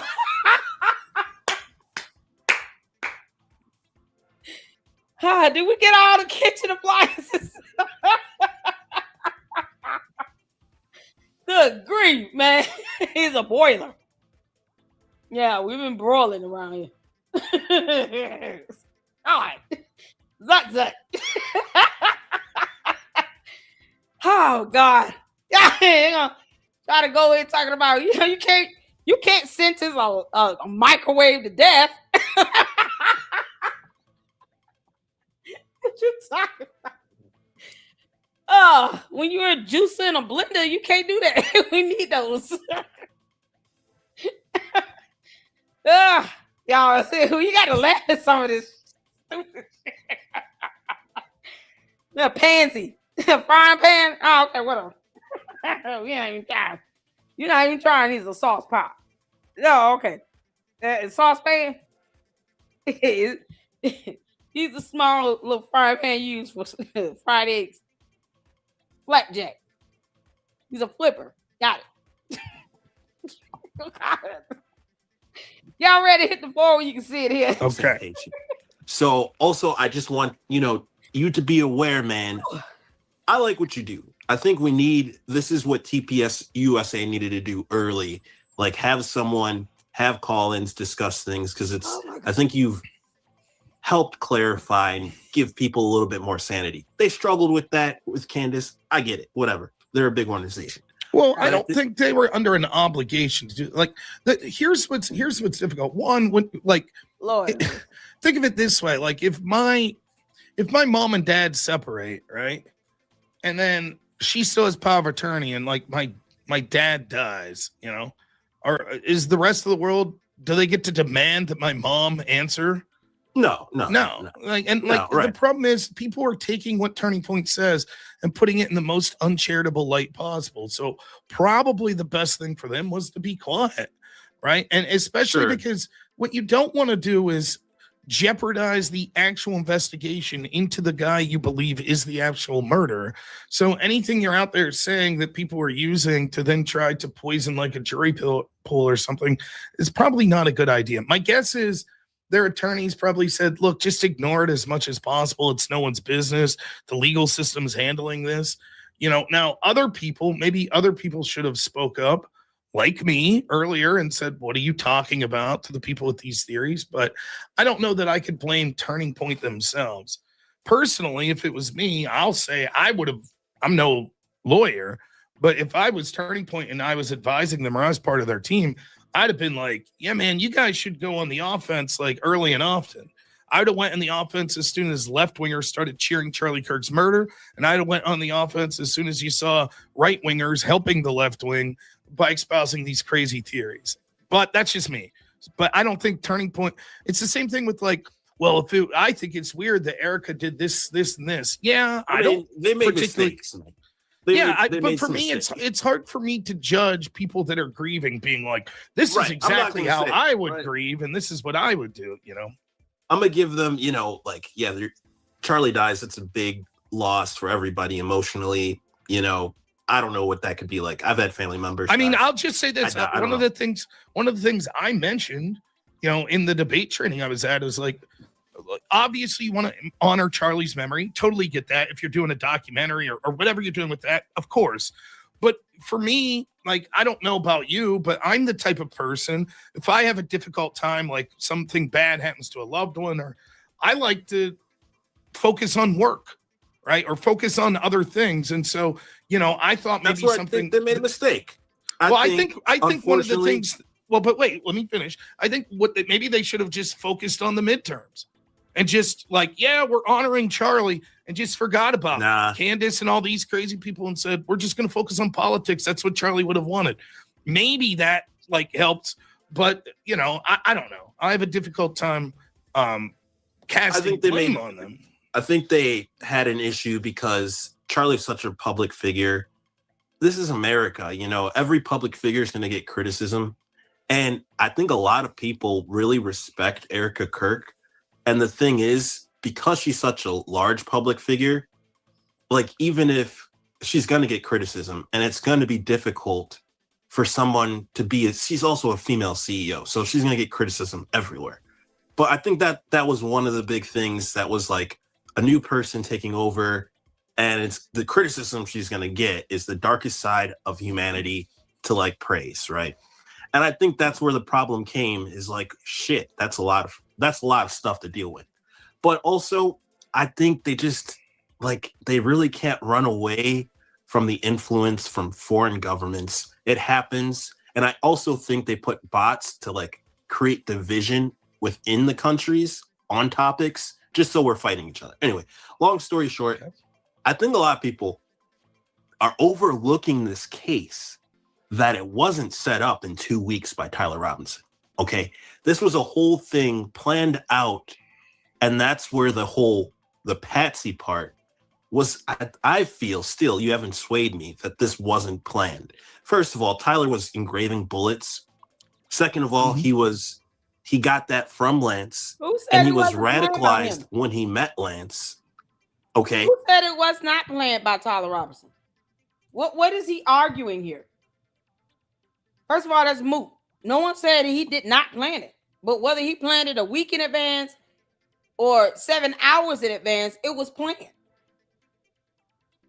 When you don't have to prove motive or an intent, it was planned. What do you want? What are we talking about?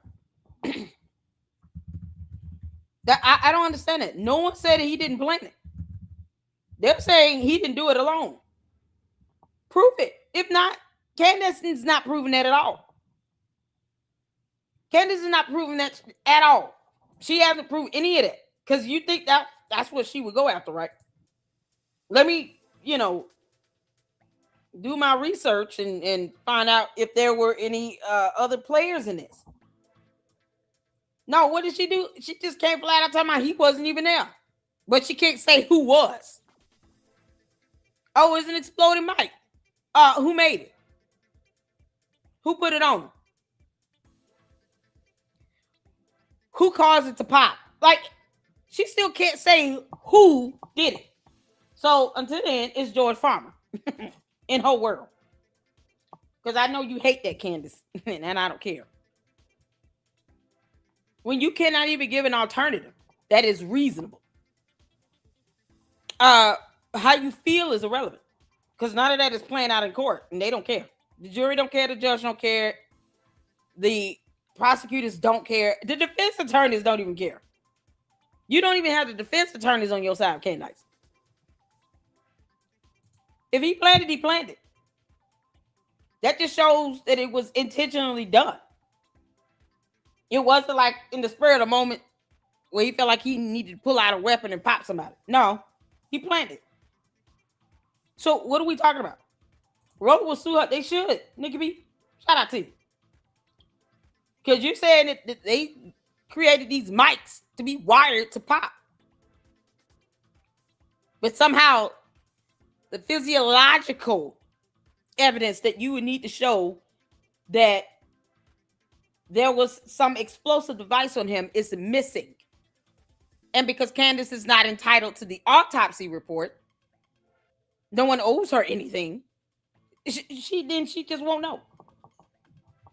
What we all saw in videos, what 3,000 people saw in person, they didn't see what was the remnants of someone having an explosive device on them.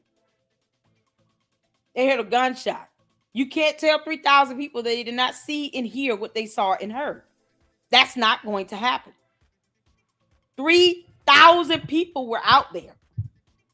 You're not going to tell them they did not see and hear what they saw and heard. Period.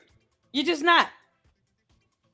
You're not going to tell me I can see in that video what I saw. In the video I have, was from someone that was standing at least in the second row behind the microphone. That's how close the video footage I have was right there. Because Candice, you're not the only person that gets information. You're just the dumbest. Person that sent me the video footage was like row 2. Charlie was right there. You're not going to tell me I didn't see in that video what I saw. And I don't need to keep watching it over and over again to see that. Because it's gruesome. That's how pathetic Candace is. So you can't tell us who you think pulled the trigger on the gun or wired anything or whatever. No, nothing. Oh, okay. Well, kick rocks. None of that stuff works in court. Did Tyler Robinson plan it? Yeah, he planned it. He could have planned it the morning of. But he planned it. Whether he planned it a week out, 2 days out, 4 hours away. The fact that he planned it is already sufficient to show that there was intent for him to unalive someone. They don't have to prove motive for murder. So all this BS is still stupid and irrelevant. Irrelevant. And also Lance gets the Fed protection. No, just be clear. There's no Fed protection. The FBI is not spearheading this investigation. It is the prosecutors in the state of Utah. Please stop treating these people in Utah as if they've never tried a murder case. This is not the only murder that has occurred in the state of Utah. Yeah, like the state of Utah has never had a murder before. The hell you mean? There's a whole nother murder taking place the same day. This is not their only murder case. It's just the high-profile murder case. It's not their only one. It's retarded. This is handled by the prosecutors in the state of Utah. They can't even just that one simple fact. Just admit to that. Retardation on steroids. Be clear. When you say he has Fed protection, describe what that is. Do you know what that is? Nothing. I think there's two types, right? There's like the witness protection, and then there's like another protection just for like active threats or something. Like, that's usually not what people are talking about. What is witness protection? You think he would just Google this, right? If you don't know, look it up. If you don't know, look it up. This is utterly ridiculous. The FBI is not spearheading the investigation. There is no witness protection. It's called immunity. Immunity, because that's the thing. Immunity. Immunity. Oh, God. The witness was offered immunity. Because that's how this works. This is not the first time in history a murder has occurred in the state of Utah where the prosecutors offered immunity to a witness. This is not the first time in history. Well, I got to say this while I'm clapping, y'all. This is to emphasize the severity of this. Where the prosecution offered immunity to a damn witness. Once again, give the prosecutors more credit than that. This is not their first murder trial. It's just not. Y'all see why I refuse to sit here and entertain this high level of buffoonery? For what? They keep saying this is a Fed case. No, it's not. This is a matter for the state of Utah. The case is called State of Utah versus Tyler James Robinson. If the charges were being brought forth by the FBI, it would be U.S. versus Tyler James Robinson. Hell, you talking about? They won't even look that up either. They won't even look that up. The case would be named different if the FBI were bringing forth the indictment. It would be U.S. of A versus Tyler James Robinson for sake. They won't even correct that. They won't even look it up. Let me make sure I say this correctly because Lady Luck Club boy, she going in. Can't make this out. No, they just keep giving the FBI more credit than they deserve because, you know, prosecutors know nothing in the state of Utah. They've never had a murder case, you know, because of reasons. They're talking about his immunity deal. Yeah, but he was put in like a house, like a safe house, and he was. Okay. What's the relevancy here? And the is the relevancy implication? here- Is the let me so far see if I can follow your train of thought. You think Lance was There's no involved, train of correct? thought. None of the shit. I believe he had to push Tyler. So just to be clear, so then the FBI knows Lance is involved, but put him up in a cushy house because they're in on it. What? That's interesting. The stupidity of it all. Once again, it's called immunity. Immunity, because words matter. Immunity. In this reality here on Earth, it's called immunity. That is not witness protection in the FBI. It's not how that works. Especially when they're not bringing forth the indictment to the court. Where it says state of Utah versus Tyler James Robinson. Not United States versus Tyler James Robinson. You know, because they don't want to read because they're stupid and retarded. Oh, I'm going to keep calling the cult members retarded as hell. Immunity. Use and derivative use immunity. Because that's what it is. Protects the witness from the prosecution using their own testimony or any information derived from it against them. Because, you know, immunity is a whole word that exists in this reality on Earth. The FBI does not have to put him in a witness protection program. That's not necessary. Because, you know, state laws get to write laws as well. Can make this up. An immunity can be granted from prosecution on the state level. Because laws. Well, you know, you would think they understand, like, okay, our Constitution allows state laws to write laws. At the very least, that level of rationale will trickle down. The prosecution has the power to grant immunity. You mean? Allows prosecution for the same offense if the case relies entirely on independent evidence from another source. More common than transactional immunity, especially in federal cases. This is not a federal case. It's a state case. State crime.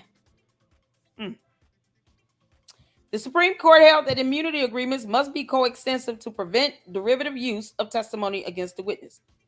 That's how case law works. You know, precedents. Case law is law. Immunity. This is how it works. You have various types of immunity. Because reading is fundamental. Transactional or blanket immunity, also called total immunity. This is the broadest form. Use and derivative use immunity. That is a whole nother type of immunity. It's the stupidity of it all. You can't make this stuff up. They don't want to read. Interesting way of putting it. I wouldn't say but this is what I'm in on it. If I can, right? Because what happens is, like, when I talk to someone like you give a lot of details, right? Like, so imagine I said this as like O.J. Simpson, you know, I think he did it. He had this glove, and like we know that Nicole said that he beat her before, and you know, we know that he had a knife that looked like one that the blades, and also don't forget he liked to shop at Nissan stores. And he had a buddy. Let me finish. He had a cop that he golfed with. Remember that cop he golfed with? And then you would be like, well, what is this about the cop he golfed with? What's that have to do? Are you saying that cop's involved? Oh, that's interesting. So I'm asking you, when you say the feds put Tyler up in a cushy house, what are you saying? Lance, just say Lance. Or when the feds put Lance up in a cushy house. Just I'm saying that they were incentivized. Please, let me finish my thought. Yeah. I promise I'll give you a chance to stop. You're doing like what they don't listen to listen. They listen just waiting on him to get done so they can just interject and respond, saying the same thing. That's how you end up in this dumb cycle where they're just repeating themselves. Is it like, you know, Candace hasn't taught you all what to say next? I mean, how does this go? Because they can't seem to, you know, let me make sure what I'm saying makes sense. And he's asking me a direct question, be able to directly answer it. No. Nope.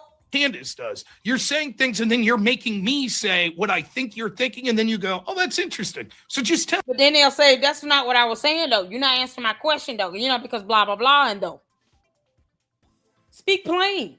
Why are you confused? Tell me. They put Lance up in this cushy house. Are you saying that means what? Go ahead.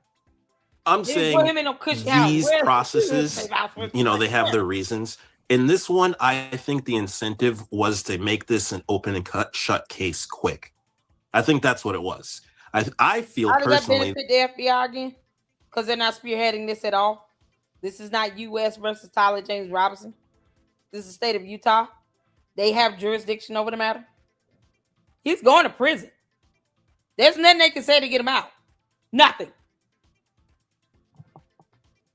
So, what? Nothing that these idiots can say to get Tyler Robinson off and avoid prison. Life in prison. Life. Again, life. At the very least. So, worst case scenario, he's life in prison. None of this crap means anything in the court of law. Funny how the defense attorneys don't give a damn about what they have to say. That this was planned in advance and they need an open and shut case. You know, because the so this Lance character who radicalized the seemingly smart human, you know, to do this act, like Tyler, what? He's upset with Charlie for his view on transgenders while he's dating a transgender person that he, you know, and now he's going to go and commit this crime of passion. So I feel like they want an open and shut case. And what crime of passion? That's not how crime of passion works. Once again, when you don't read, you don't understand how this stuff works. That's not a crime of passion. Not at all. That's not how crimes of passion work.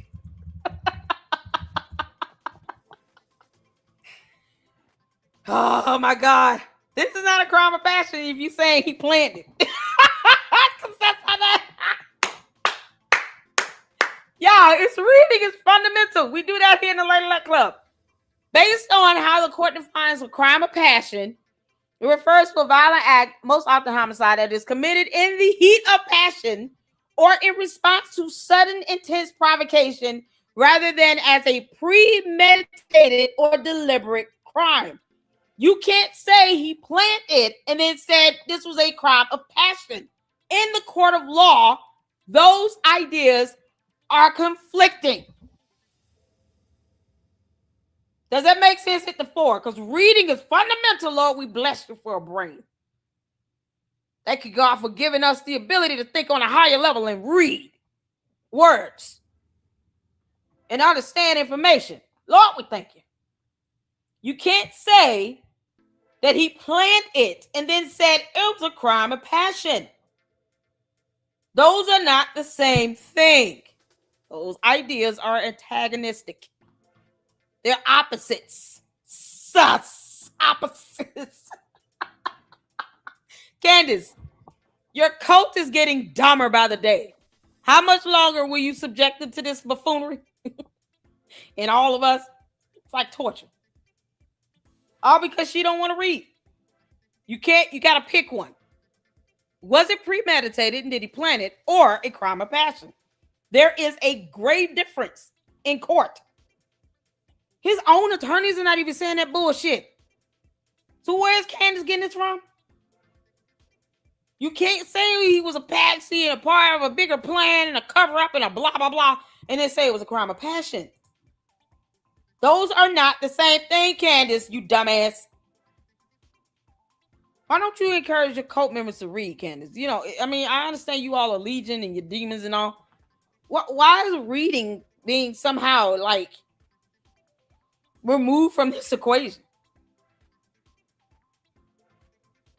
There's no premeditated crime of passion. It's not how that dumb shit works. For goodness sake.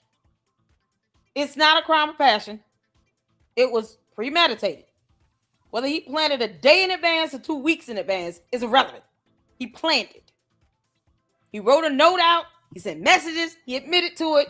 His own attorneys confirmed it, because that's how that works. So what the attorneys are in on it? The defense attorneys? Are they in on it as well? Candace, at what point are you going to start saying that dumb shit? Because I feel it coming. The criminal defense attorneys are in on it. They all agreed that they're going to just accuse him of this, and he's going to go to prison forever, and blah, blah, blah. Candace is going to be saying this by next week. Because she's a moron who can't define crime or passion. Boy, this is priceless. This is why y'all see why I can't do these based on these clueless idiots. I don't do that. We go based on facts. None of this stuff involves your feelings. None of this has anything to do with your damn feelings. Your feelings are irrelevant to this. This is what the court defines to be crime and passion. Your feelings do not. Your feelings are irrelevant. No one cares. No one cares how you feel. Your opinion of this. It's irrelevant. If it's premeditated, it's premeditated. And the evidence lines up for it to be premeditated. You're trying to say he's part of a bigger conspiracy. He's a patsy. That's all premeditated. It's not a crime of passion. Because, they don't know how the law works. They come up with this dumb nonsense. Completely conflicting. And the reason is... Why is it always what you feel? Do you have any proof of this? No, he doesn't. Well, we have the proof of the influence for us to not... You say no one's telling us to question it. Okay. Question what? It's a Google. Erica literally was trying to... Okay, let's take this step by step. Question. Let's take step by... Erica was not saying don't question it. Candace Owens was... Read. In all thy getting, get some understanding. They see here talk about Christ is king, but skip all the other scriptures in the Bible. Candace, are you ever going to be able to put your hand on a Bible without melting? I think she was spontaneously combust. Questioning people at Turning Point and implying that they were wrong, or that Israel had something to do with it, or the French Foreign Legion had something to do with it, or Masonic cults had something to do with it, or Mormon beekeepers had something to do with it. And she said, let me finish. She said, the only person other than my husband that could ask me to stop would be Erica. And Erica said, please stop. She didn't say, I demand that no one ask any questions. She said, Candace, stop what you're doing. And what Candace is doing is different than just saying, I think maybe Lance Twiggs was involved. That's number one. But okay, but you're discounting how big of an organization. Every single group you said probably has ties to Turning Point USA.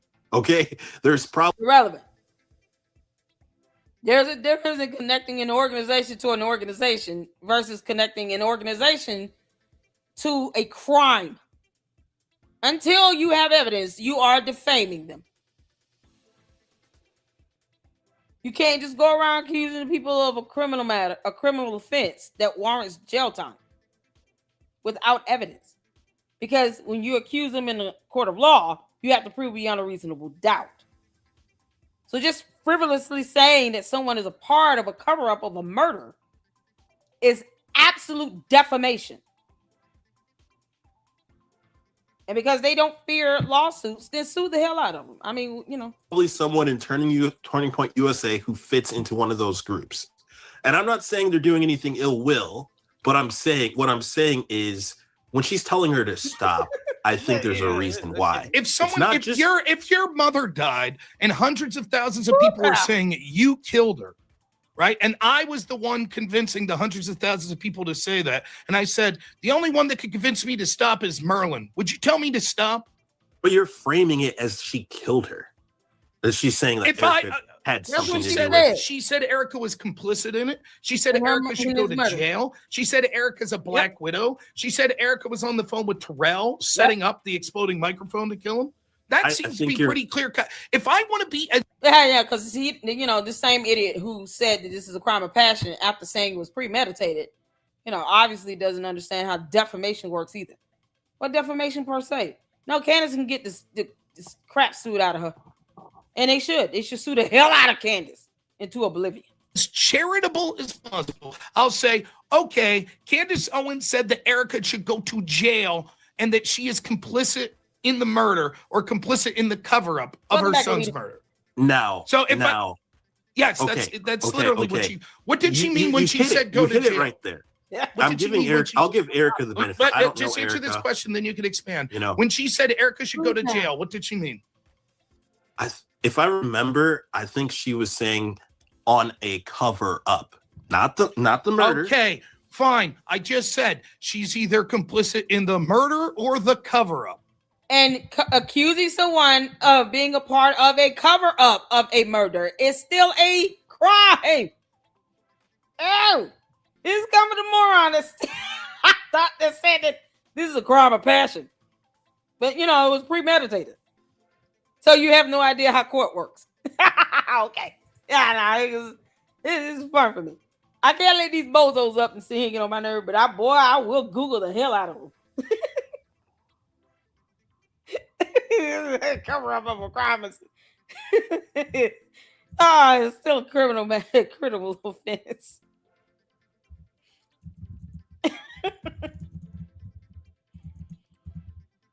It's still a felony. It's a felony. It's a felony.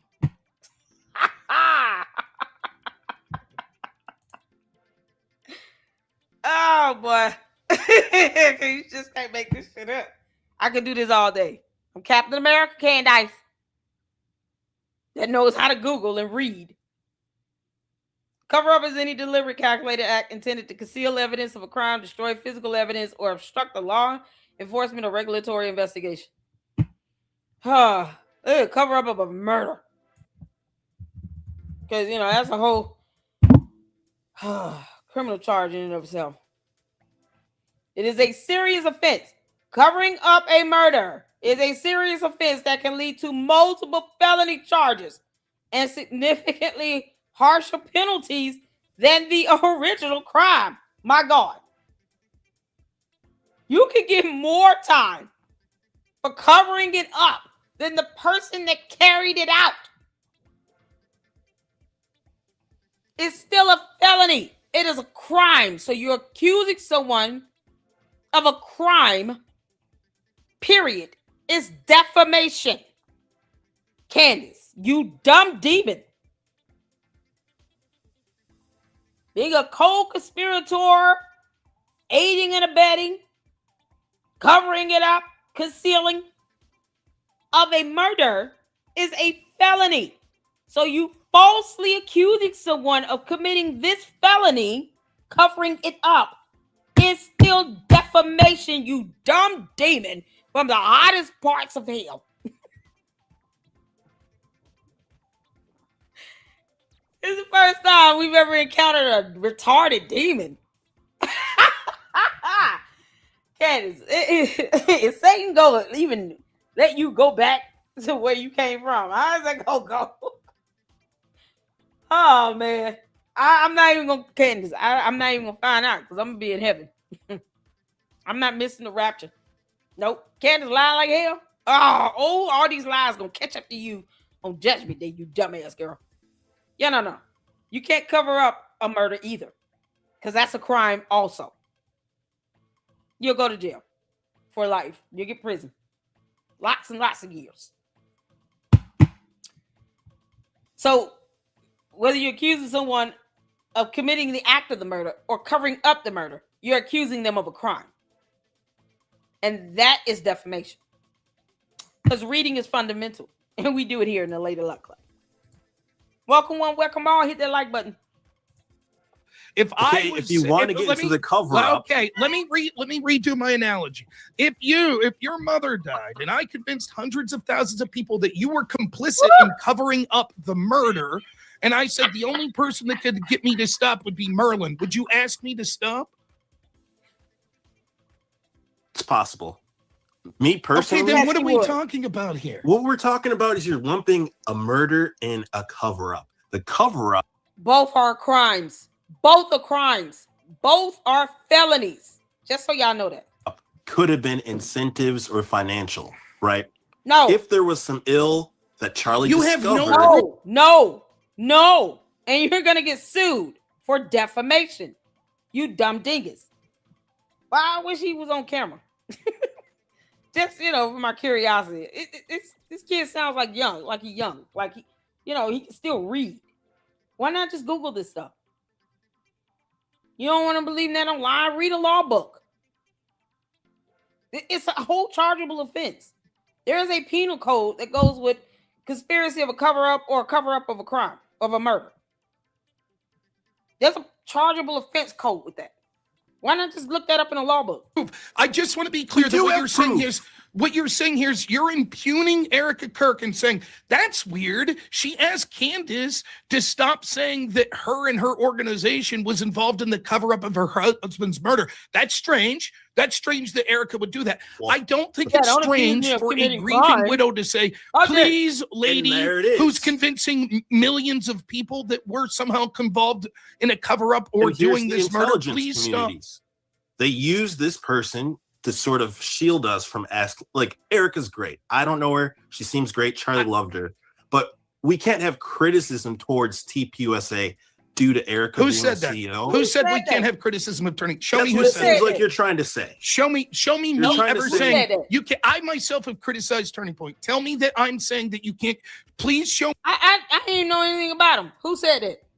I'll give you one better. I didn't even know anything about it. So who said that? Because the Candy Coat members think somebody's telling me what to say over here on my platform.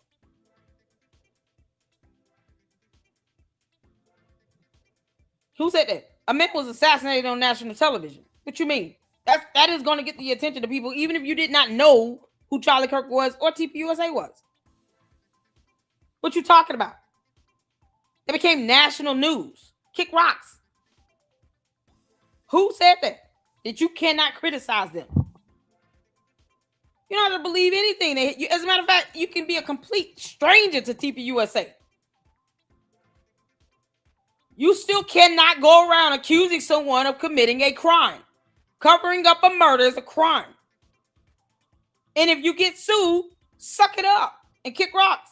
Me what video I said you're not allowed to criticize Turning Point USA. You keep bringing up these analogies because Candace is asking the CEO, someone close to Charlie, questions about the organization or how Charlie died. No, they're implying that they are complicit in a cover-up or the murder of Charlie. And what I'm saying is, if Candace is going to say that, she should provide some proof. Candace and Ian Carroll and Baron Coleman, etc., refuse to debate those claims. They refuse. When Andrew Wilson paid $300,000 and said, okay, when you said these things, can you tell me what you meant? She refused to debate those claims. That's what I'm saying is wrong. I'm not saying no one's ever allowed to criticize Turning Point. I'm saying if you're going to accuse people of murder or being complicit in a cover-up. Mackenzie, you okay, honey?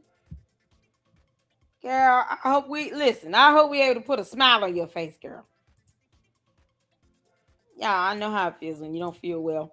Child, we praying for you, honey. Make sure you get your meds, girl. Get your good hot bath. Take you some Benadryl that'll help you sleep. You'll be all right. We praying for you. Oh, as long as you're getting a smile on your face. Sometimes that laughter is some good medicine. Take you some Benadryl, get your medication, girl. Get you a good little meal. And just fall asleep to this ASMR. For murder, you should be willing to defend those claims and provide evidence. Candace is not. The wrong person. You can't pick Candace when she's got everyone who wants a legal battle with her. Okay, and these legal battles. I don't understand. I don't explain what that means. I can't pick Candace when she's got everyone who wants to have a legal battle with her. Look at this one legal battle between Brian Hopel. The goal lines got stretched. The whole Fort Huachuca thing. The Mitch Snow comes out, says he was there. Turns out he was there. But then the goal line is like, okay, he was there, but he didn't see these people. Who was he that was Mitch there? Snow was there. Okay, be careful because your sentence structure, you talked about Brian Harpel, then said Mitch Snow said he was there. Let me finish. So it sounds like you did the other day. It sounded like you were saying Brian Harpel was there. Are you saying that Brian Harpel, if he wasn't there, should not be allowed to sue for defamation? And that's what makes it interesting. Is it's like should he be allowed to should he be allowed to sue for defamation? I think according to the legal statute, if he feels he was defamed, That's all on him. Okay, right? so then what's the issue with me saying, Candace, if you're going to make claims, you should have to have evidence? She would need that in court. No, just sue the hell out of her. And then when you go to court and realize she has no evidence, then you'll win. No. It's time for Candace to start paying up some real money. Candace, it's time for you to start losing millions of dollars, like 20 million at a time. I mean, double-digit millions. The Macrons are going to mollywop you. Brian Harper's going to mollywop you. And when Erica Kirk and TPUSA sue you, they're going to mollywop you as well. Can't make this up. Candace, you falsely accuse someone of committing a crime. You should be sued. Period. Because that is illegal. That is not free speech. That is not protected by the First Amendment.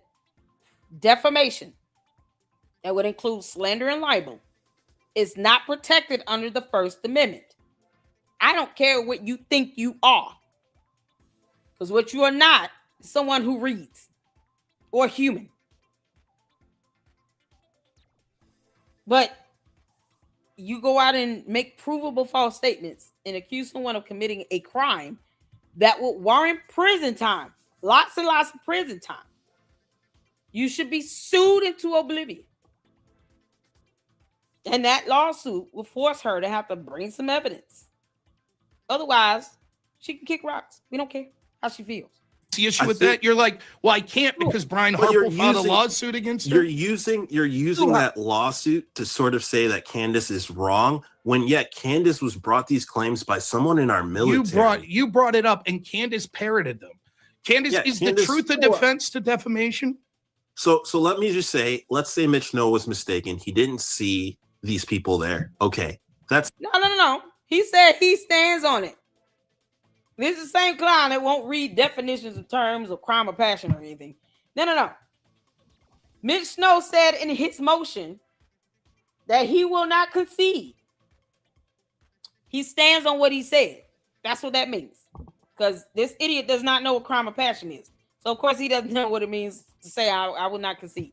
So, he said that he has videos and photos proving that Brian Harper and Erica Kirk was on this military base and that he gave it to Candace Owens. So he effectively threw her dumbass underneath the bus and then shifted that responsibility to Candace to produce said videos and photos. And meanwhile, the cult members are still giving his ass money.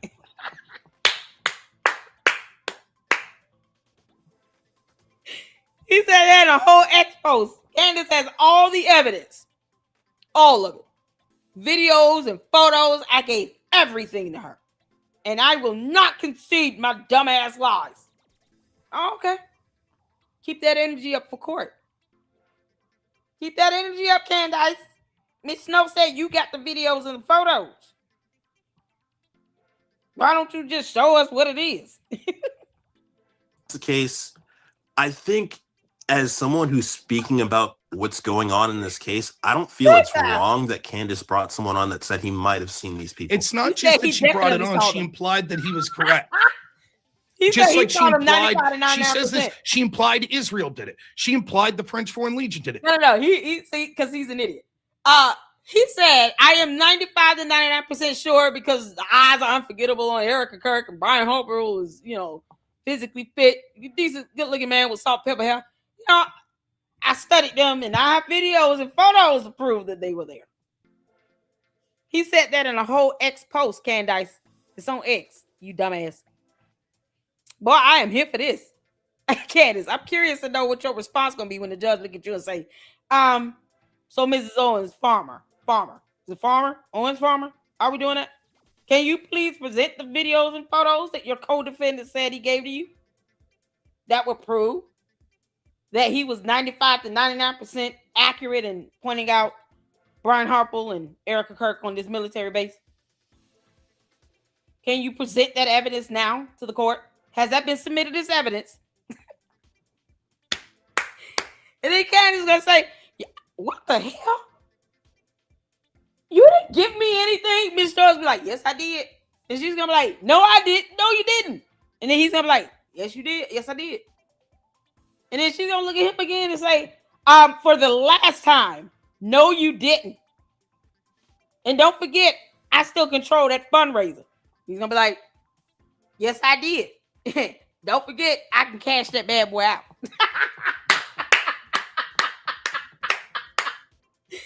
They're gonna be arguing back and forth in court. Then she's gonna be like, Lady Luck Club told me he threw me under the bus and I didn't listen.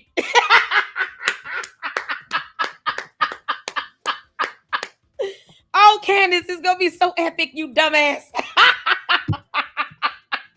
You can't make this up. He said, I will not concede to my accusations. That means he's sticking by his nonsense and buffoonery. And he said, I have the evidence. I just gave it to Candace. Okay, cool. Candace, what videos and the photos at? He said he got phones and safety security deposit boxes. Multiple phones. Candace, what is evidence? You gonna ask him for the key to the safety security deposit boxes? So good. They gonna be going back and forth like two chicken heads squabbling in the court. She implied Mormon beekeepers did it. She implied the Macrones did it personally to get back at her to distract from the fact that she said Brigitte Macron had a penis. She implied that Erica Kirk's involved in the cover-up. She implied that Brian Harpole's involved. She implied that Andrew Colvit's involved. Like, you can't be like, oh, she just brought on guests that said all these things. No, it was her. And even if, like, it seems like what you're saying is, you're not allowed to. It's just her. Let me finish. It's right. It's not just her. It's also Baron Coleman and Ian Carroll and a bunch of other people that won't answer for these outrageous theories that they're putting out. And what you're saying is the person that is the ringleader that the most people are listening to that's saying these claims. Rob, it's outrageous for you to say that she should have to provide evidence for this because Brian Harpole's. Yeah, no, she's bringing forth the accusations. What he's doing is bringing forth the lawsuit, the complaint to the court. There's a difference. His narrative is, or his claim is, she lied like hell. Period. He's not there to prove her to be true. His allegation is she defamed me, she lied like hell, she has no evidence, and it caused me irreparable harm to my reputation and my business, and I lost money. This is all under tort. So her defense is going to have to be, well, I didn't lie. I said this under blah, blah, blah. You trying to plead First Amendment, but you can't provide evidence that what you said was true. And you still, regardless of the evidence I put before you to prove that I was not there on that military base, that I was catching a flight somewhere else, showed a reckless disregard of that truth. Meaning the evidence I showed you to debunk your dumb ass, you ignored it. And then you doubled down on your stupid ass lies in all these videos and posts because you're a moron. And then Mitch Snow just throws you underneath the bus and say he gave you all the evidence, so go figure it out. I can't wait till that hit home for her. I just realized, and Mitch Snow, essentially he just kind of threw me out there by saying that he gave me all this evidence that I don't have. I don't know anything about these safety security deposit boxes and multiple phones. And he put this in a post on X. I have no idea what that is, So where's he? What videos and photos did he give me? I'm not the rightful owner of anything. Candace, because he said you were.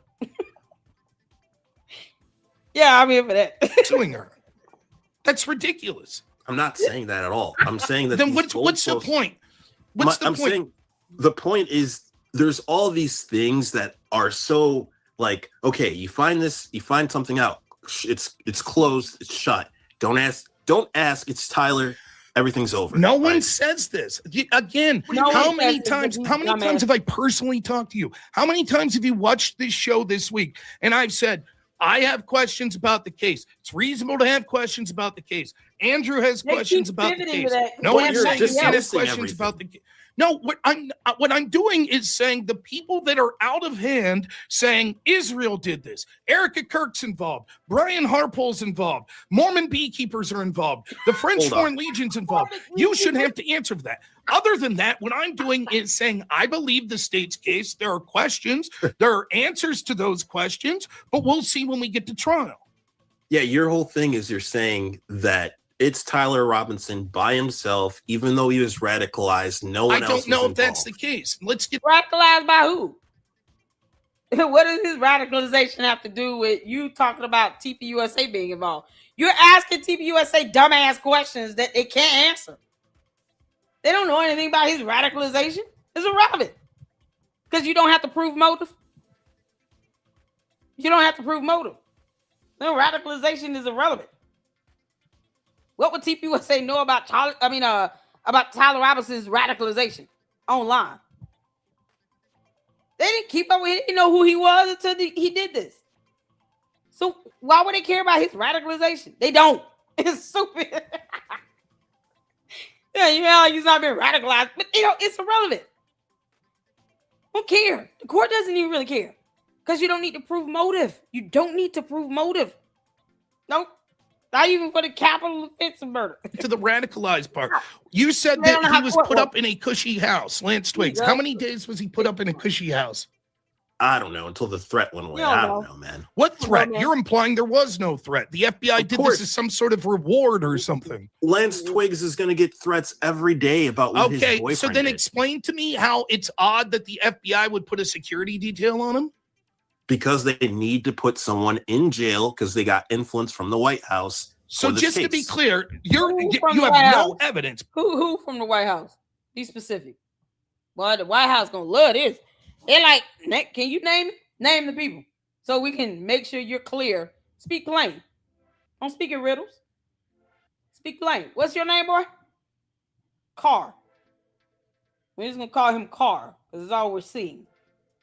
Red Carr. Red Carr. Who from the White House again? Name him.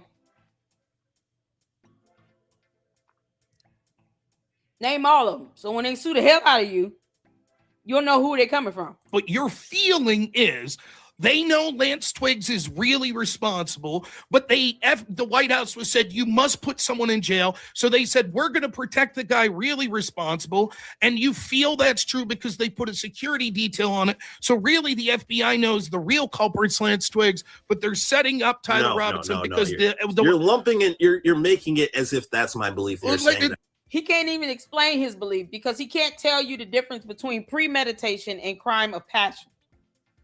You know, it's the buffoonery for me. And the ignorance. For some reason, he thinks that accusing someone in being complicit in the cover-up of a crime, especially a murder, is still not defamatory when you're accusing them of a crime. Even the idea of aiding and abetting and covering up a murder is a crime in and of itself. This idiot doesn't even know that, apparently. Name all these people in the White House you're talking about.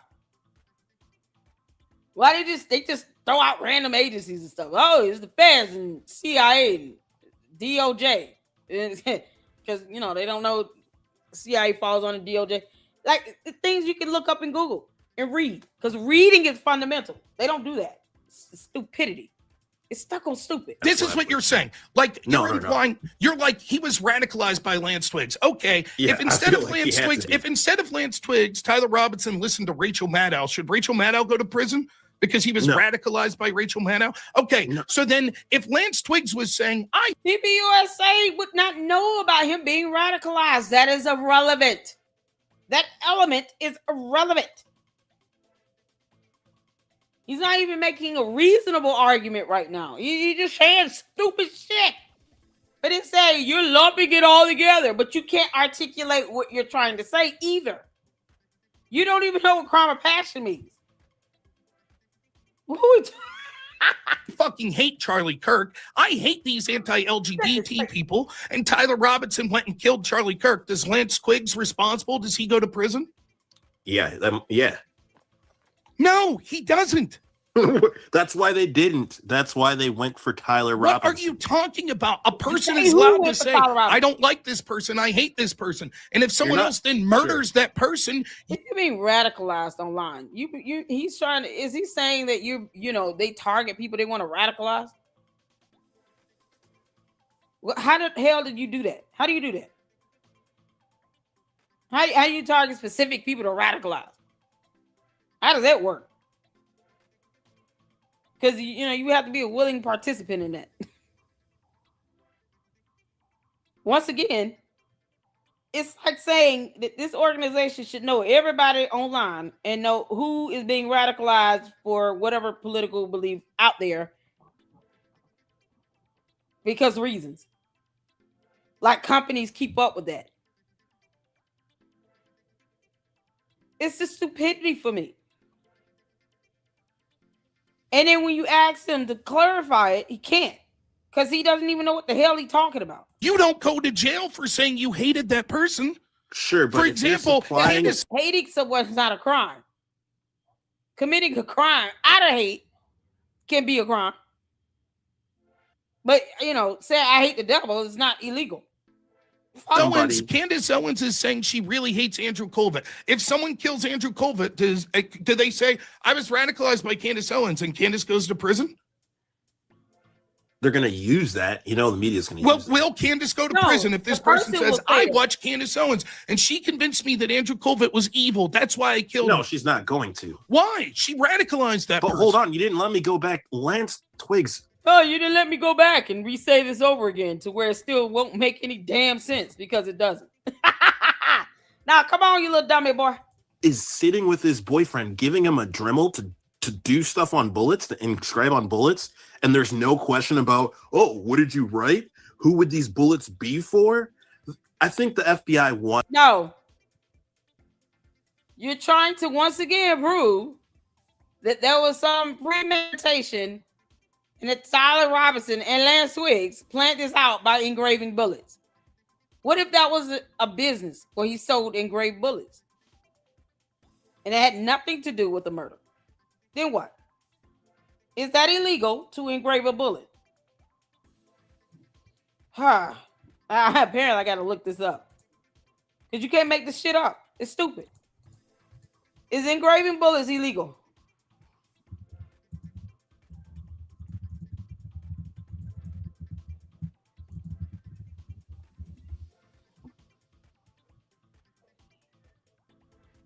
Yeah, no, it's not illegal to engrave bullets. So what if that was a business?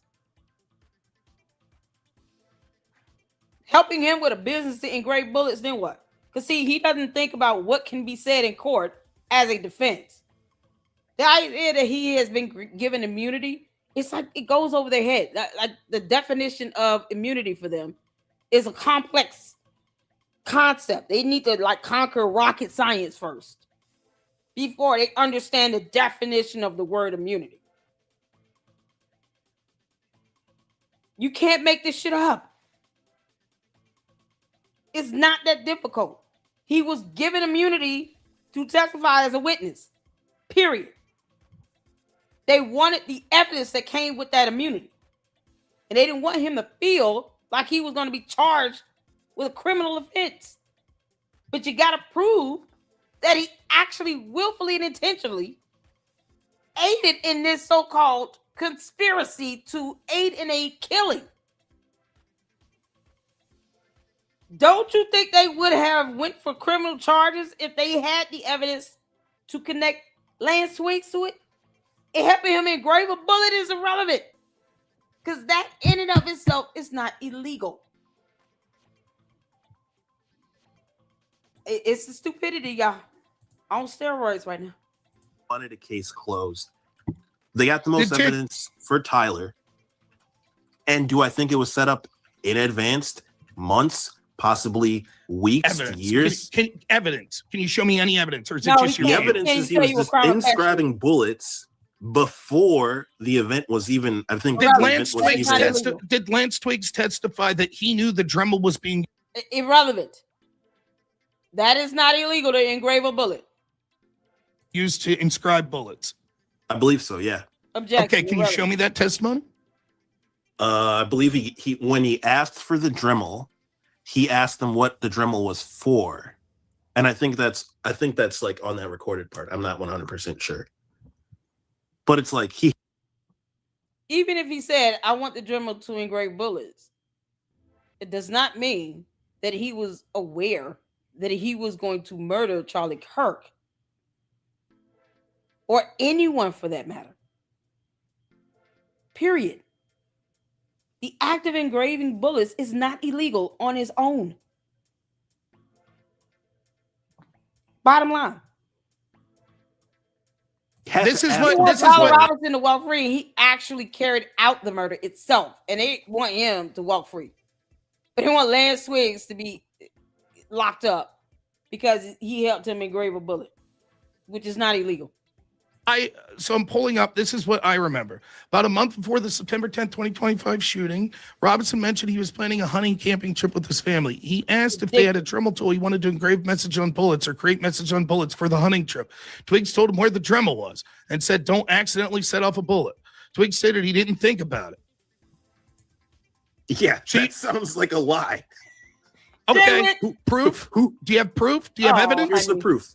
Here's the proof. Mm-hmm. Who goes on hunting trips? Bullets are not cheap, and inscribes bullets for their. How much is a bullet? How much is a 30-06 bullet?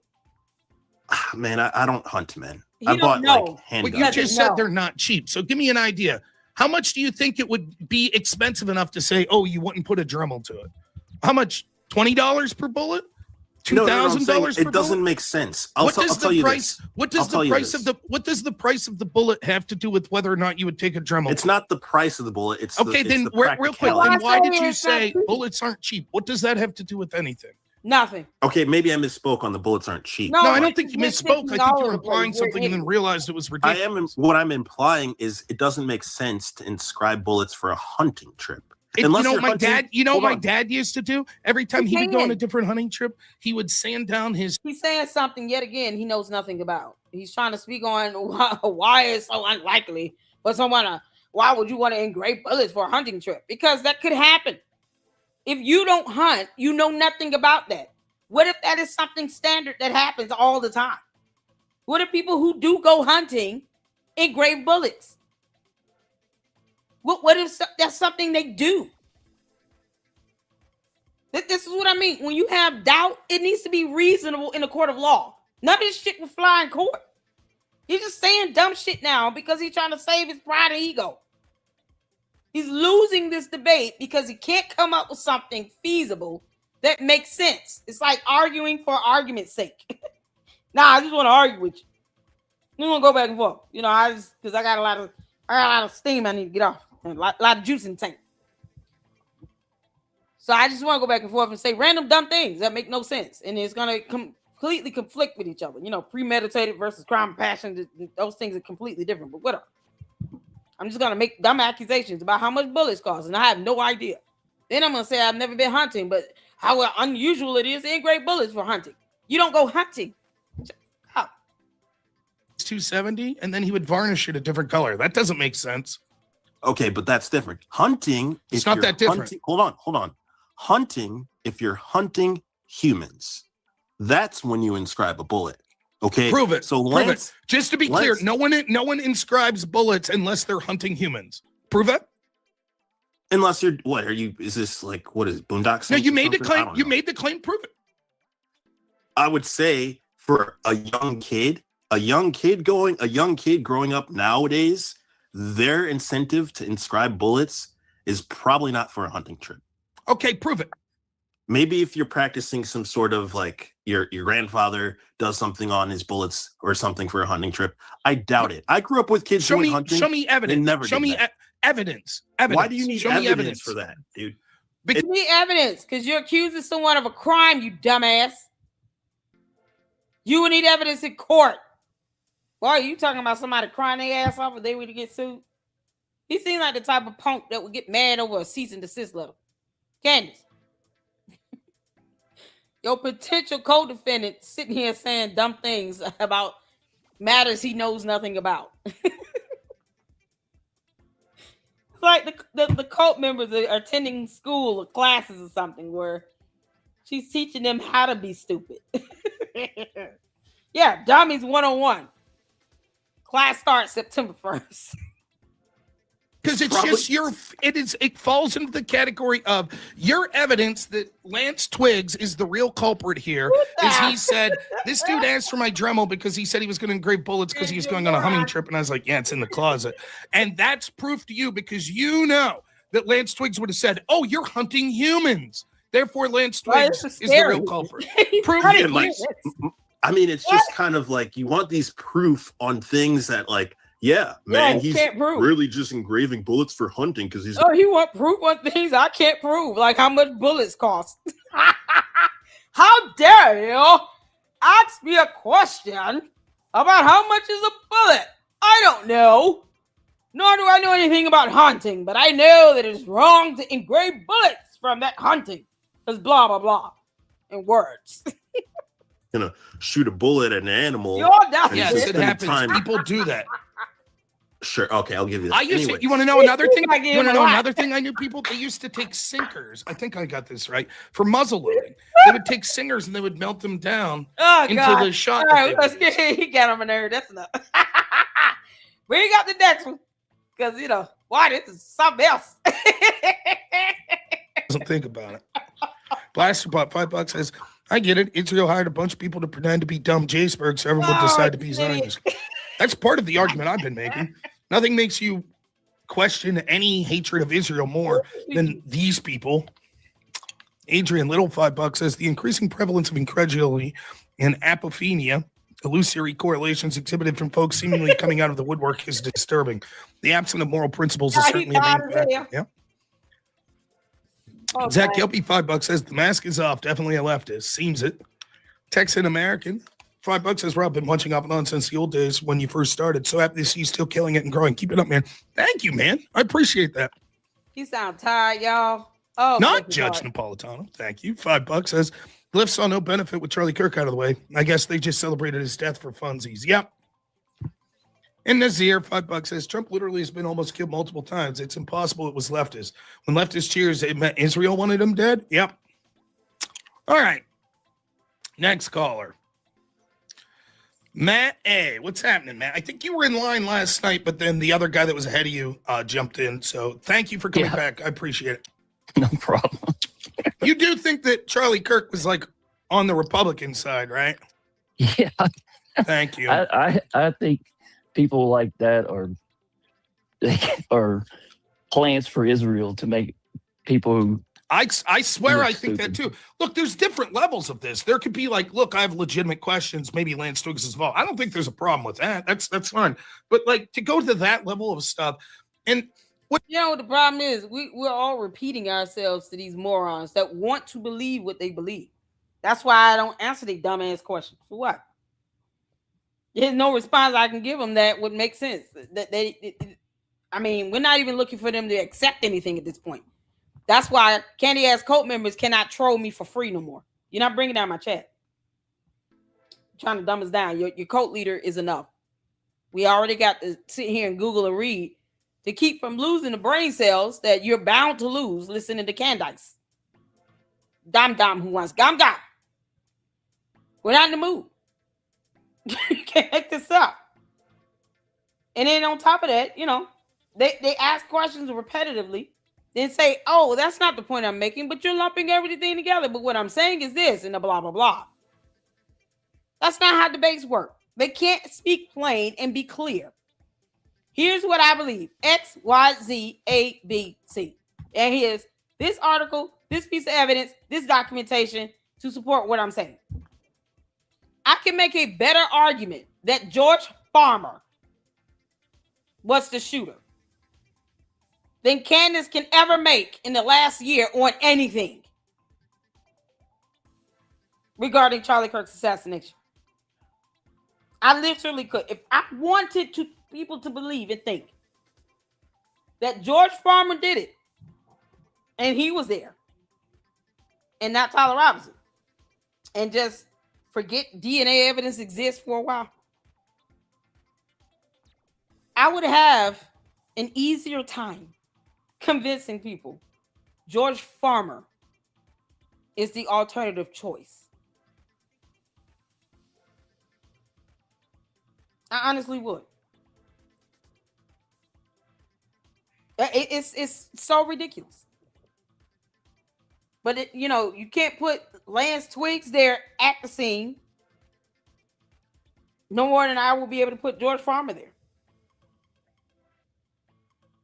Unless I say that he was operating under the identity of Tyler Robinson and bring reasonable doubt to all the video footage. And then say, he left Tyler Robinson's DNA all over the place. He used Q-tips and paper towels and stuff. He had his hair cells and skin cells and all that. Some blood, sweat, and tears.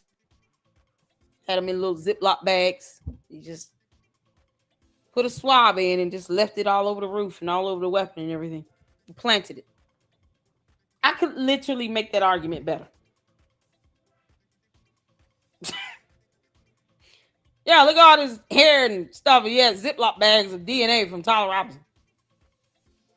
And George Farmer flew out there, and because he got the same height and build, and he had on a hat, no one could tell. He wore shades. Unlike when he had that black eye. And then he took cotton swabs, just went in the bags and planted the hair and swabbed around his sweat and tears and stuff. Maybe some urine or something, who knows? But it was George Farmer. Like, they changed clothes. So when they changed clothes, they had DNA exchanged on the clothes. So when George Farmer put on Tyler Robinson's clothes, put on his DNA. He had DNA strategically placed on the clothes, and then he just took it off the clothes and just put it all over the place. He was wearing gloves. He had Tyler Robinson touch everything before he put it up there. I could literally make a better case for George Farmer being that. I would literally have to say, okay, no DNA evidence exists, and this is how it was planted everywhere. And George Farmer was able to purchase identity, license, and all this stuff so that he could fly out there onto Tyler Robinson. He looks like him. He's got the same build and height. They wear the same size clothes and shoes. Man, what you saying? I keep telling you, Candice, Tyler Robinson is guilty or George Farmer is guilty. You're not that smart. I could literally lay out a whole case and have case law to support someone planting evidence and everything. Have that all laid out. To blame all this shit on George Farmer. Candace, do you want me to do it? I can do that for funsies. Candace, you ready? I can do it. I like Candace. No, I read. I can have other cases where this same thing happened, Your Honor. Case law right here where this man planted evidence of somebody else. They wore the same size clothing and shoes. They just swapped. They met up at the Dairy Queen. They had an ice cream cone together. See, we didn't see George Farmer because we weren't looking for him. That's why you don't see him in the video footage at the Dairy Queen, because we weren't looking for him. Plus, he was wearing outfit. Tyler Robinson changed clothes in. So he got all that DNA from his clothes. And then he went out to the roof and he did all what he did. He met up with Tyler Robinson at the Chick-fil-A.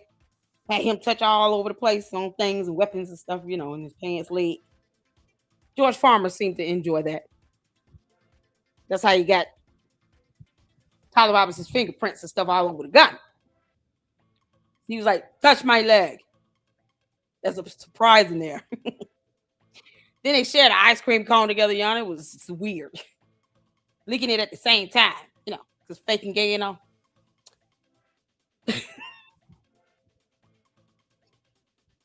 If you get George Farmer's phone data, it'll line up. Like Candace, I could go there if you want. If you want. And we can have a good time doing it. Laugh and giggle all the way. That was George Farmer's credit card out there at that steakhouse. What y'all mean? You know, because we didn't see the name and the debit card number. It was blacked out, remember? Dennis, don't make me do it. I can show you how it's done, girl. And you literally would be overly concerned. George, I'm giving you another black eye. Lady Luck Club figured it out.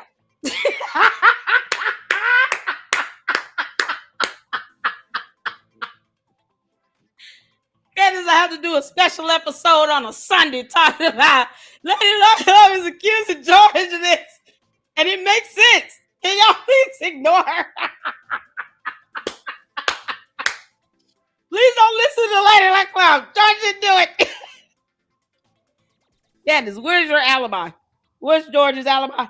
I'm telling you all, I can literally plant this whole thing on George Farmer, and that would make more sense than all the bullshit Candace has said for the last year. And boy, we have to have a photo of George Farmer and Tyler Robinson licking the same ice cream at Dairy Queen. Can we get that? Yeah, did you know my thumbnail's landing on t-shirts, you dumbass? Can we get a photo of that? Let's see for it. Oh, man. S5, somebody, can we get a photo on that? Tyler Robinson, George Farmer. Reunited and it feels so good. Liquor cone, baby.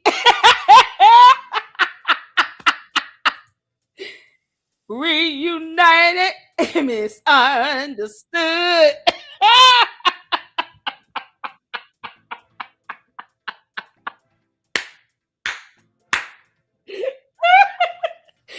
Oh, good God. Oh, I love it, Nicole. Oh, Nikki B got us. Oh, you can't make this up. Yes. Oh, man. Y'all, we got new merch that's going to be coming out. Yes, Lord. I love it. We're going to do this. You can't make this up. And George Farmer and Tyler Robinson licking the same ice cream cone at Dairy Queen.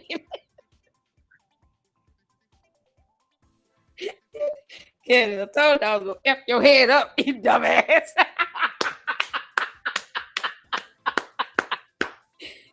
Reunited and it feels so good.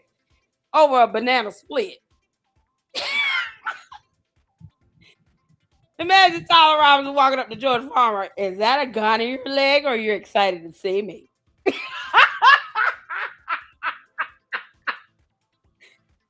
Is that a gun in your leg or you're excited to see me? How you doing? And George is like, sit down quickly. Con just gave you some more money. She said you would never see a day in prison. George, what the hell is your alibi, you moron? Can't make this up. We're going to have George deported. Oh, man, that's all we need to have him deported, Candace. Him committing a crime. You have to go with him. Bye, Felicia. Bye. Get your ass out. Oh, man. George, you're a danger to our highways in the state of Tennessee. We don't want your ass anyway. Can't make this up. Oh, we got some new birds coming out, y'all. Yeah, I want a photo of that. That's something else. Reunited and it feels so good. When they get conjugal visits.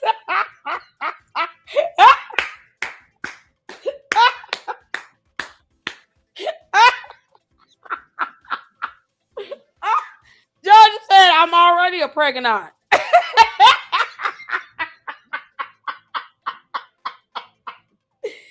Candace, George already said he a pregnant. He ain't got to worry about getting knocked up.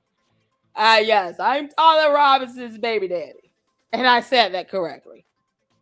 Ask me any questions you like. There was nothing, no romance.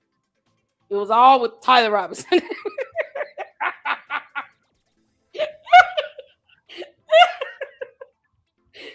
Yes, I would climb your ass every day just to piss you off. Oh my God, y'all. We might have to do that. What if George Farmer did it? Oh man, we got to make that a whole episode. Now, how can I make that funny?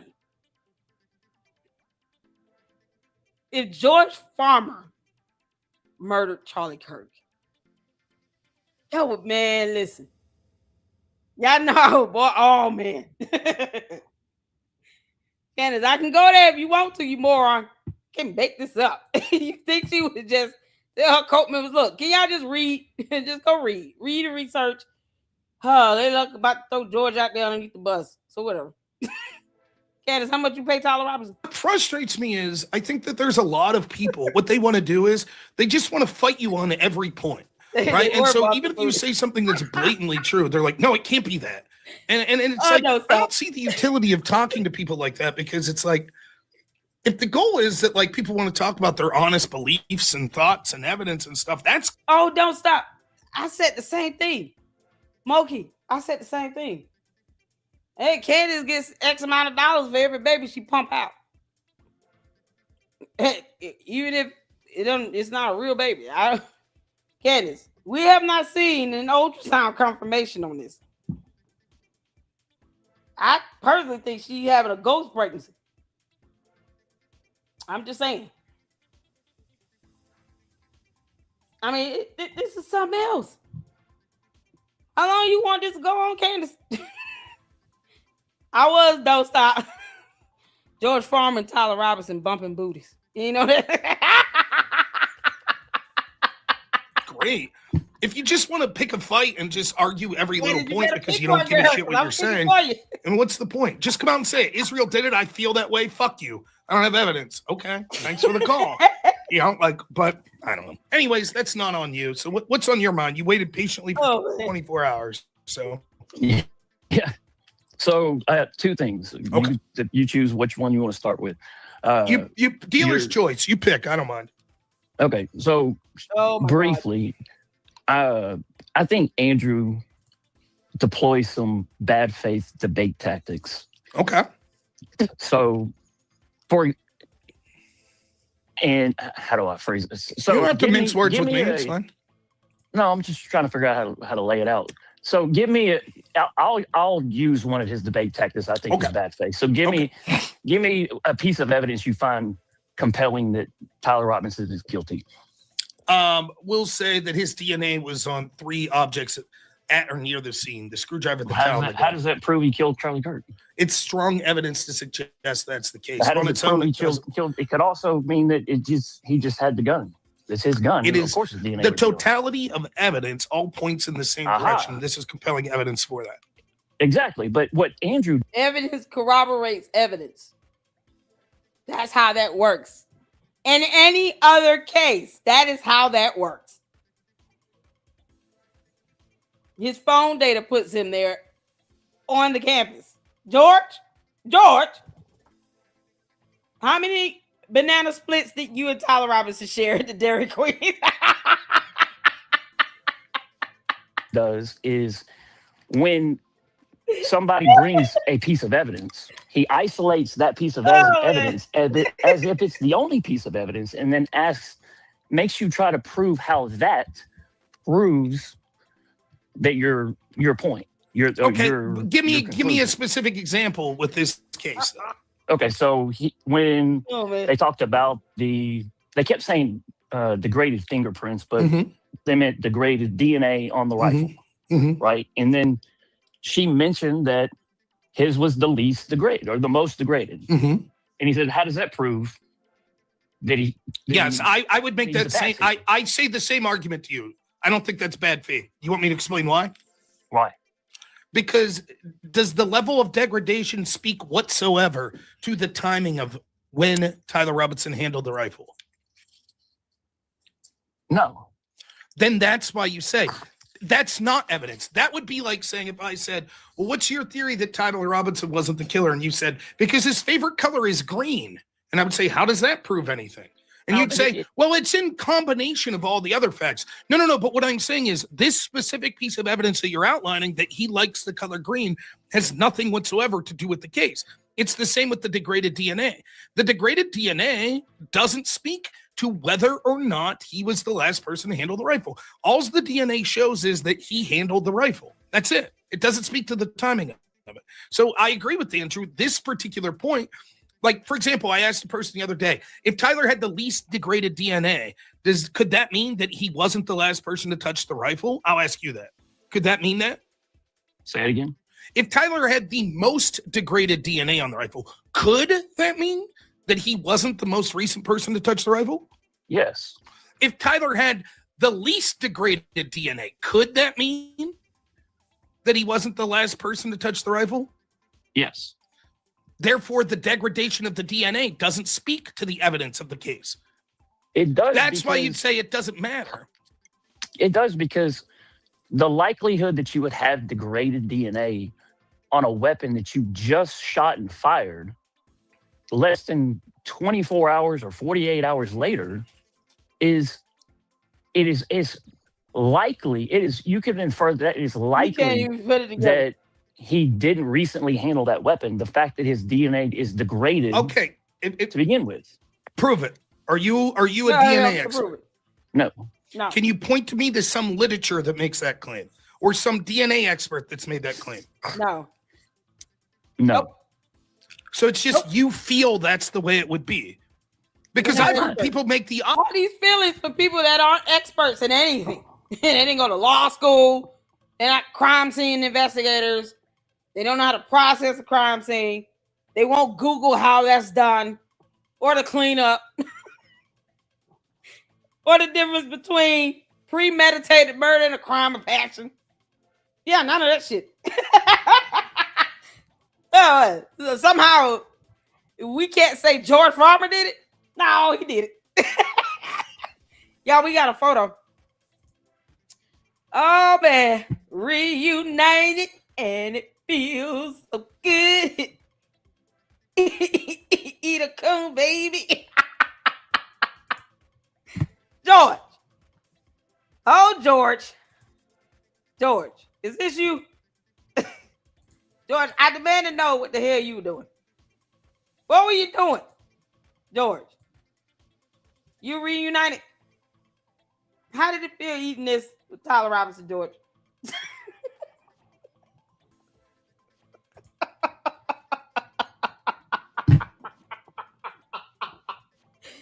George, I want your damn alibi, and I want it yesterday.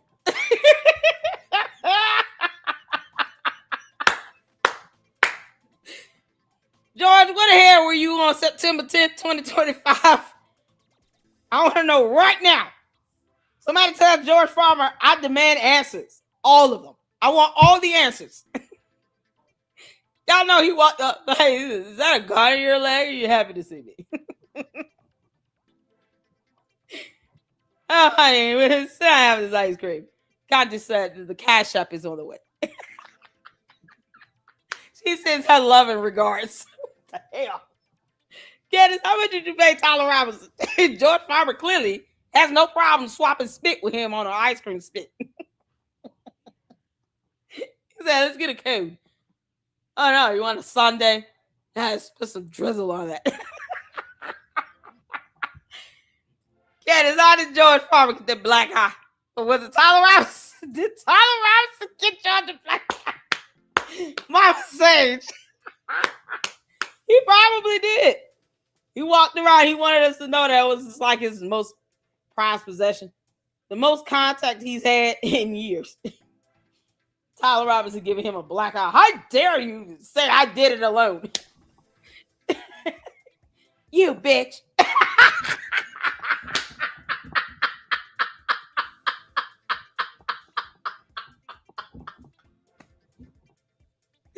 Yeah, I he's saying you bitch. Put his hand on his hip. Shabu. Oh, y'all. Oh, Lord have mercy. Well, this is all the evidence you need right here. Yeah, George did it. You kidding me? Candace, George did it. Tell George he needs to turn himself in. George, get your bum ass out of our country.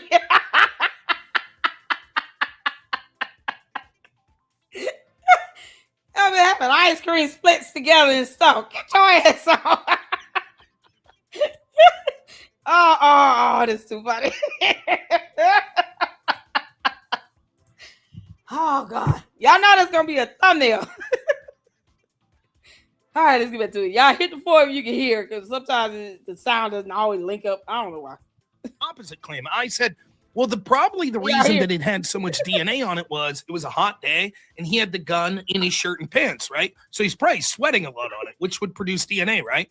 But sweat actually degrades markedly fast, particularly if you leave the gun out in the woods for an extended period of time. So it would actually degrade fast. So that speaks to evidence that, yes, that is what appears, that goes in line with the evidence that we see. The pictures look like him, looks like he has the gun in his shirt and pants. That would make sense then that the DNA was the most degraded, or he could have wiped it down with the towel that was there, which means DNA that had already like soaked into the weapon probably wouldn't be degraded as much by him wiping it with the towel, but DNA like his sweat that's on the gun probably would be degraded it more if he wiped it down with the towel. Both of those things could speak to actually the degraded DNA makes the case that he did handle it most recently. And do you have any like counterclaim to that? It could also. Hell no. You see, what you're saying is it could mean this, but it could also mean that he hadn't recently handled the weapon. Okay, but if it could mean both things with equal likelihood, then it's not evidence one way or the other. I don't know. Well, I don't face value. Right? I'll say I don't know. But if the defense brings up an expert and the expert says, listen, degraded DNA means it's likely that this guy wasn't the last guy to touch the gun, that the people like his father, whose DNA is less degraded than his, were more likely to touch it after him. I'm willing to entertain that. I haven't seen that. Instead, what I've seen is people that are telling me, like you, I'm not an expert in this field, and I haven't read anyone that said this in an expert in this field, but I just feel like that's probably what it would mean. And I just don't find that compelling until there's some sort of medical expert that's speaking on it. Because I'll tell you right now, I don't know shit about degrading DNA. I started to look into it when I was watching the hearing because they're like, well. So this guy has no idea about it either. And, you know. They go on for a spell about this degraded DNA. God, it never ends. This poor dude, he's losing his voice. You can't make this up. Oh man. Yeah, I'm gonna have to do a video. George Farmer did it. Period. So let's plan on 10 minutes for each caller, and then I'll get distracted and we'll go longer. So if you have a really good point to make, start with that. So Romulus, what's up, my man? Hey, what's going on, man? Robin, been watching your stuff for a while, man. Really appreciate it. I think you do a great job. I've never wanted to call in. I've just been listening in my car to and from work a lot. One of those kind of guys. And I love that. By the way, that's what. See, I like listening to like podcasts and streams and stuff when I was driving to and from work because it helps keep me more alert. Like if I'm listening to music, I drone out. So I'm glad that there are people that drive that listen. Absolutely, dude. It's entertaining stuff, and I started with debates, and dude, it's a long story, but I found you guys through Destiny, and I was like, why is anybody not representing our side ever well? And then I saw Andrew through that. Destiny actually introduced me to a lot of great conservatives, actually, ironically. And but that's a long story. Well, I'll say this real briefly. People used to ask me, well, why do you debate him? And that is one of the reasons. There's multiple, but one of them was there are right-wingers that watch him, and there's centrist or slightly left-leaners that you could make a good impression to. Well, I don't want to listen to stuff that I agree with all day. Correct. I want to listen to stuff that challenges me. That's the point, right? Yeah. Like, be challenged so you can grow. If you're not challenged, you're not growing. But but if you don't read, you don't have knowledge. Yeah, be knowledgeable. When you go out trying to challenge an idea, especially something involving a matter in the court of law, you need to know how this stuff works in court, or you're just going to be completely delusional. That's the problem. You got people feeling things, but they didn't go to law school, so they don't even understand the difference between premeditated murder versus a crime of passion. Even with something like that, they're stating incorrectly. They don't know the difference between how the Federal Witness Protection Program with the FBI works versus immunity that state prosecutors can grant. That's the crazy nonsense about it. So, you know, you can't have an argument or debate where you're challenged if you don't have a base level of knowledge of the facts that you're trying to argue. Period. You know, so if George Farmer did it and he changed clothes with Tyler Robinson, there's a chance that that DNA from Tyler Robinson's body and hair and sweat is going to be caught up in them clothes. And vice versa. That's a fundamental fact. People can Google that. Fact check me, boo. It's called transfer. It's transference of DNA. That is a real concept. See, Candace, I can literally pin this whole thing on George Farmer with factual information that will make your head spin because you're not this smart. Transference of DNA. But this is the thing. They don't even come knowledgeable of basic information or anything they're pulling up. And when you're asking them to provide evidence, they don't. Because there's no evidence that exists. It's just all how they feel about something. That's not how it works in court. In the court of law, you have to prove beyond a reasonable doubt with evidence. And there are various types of evidence. Evidence that corroborates itself.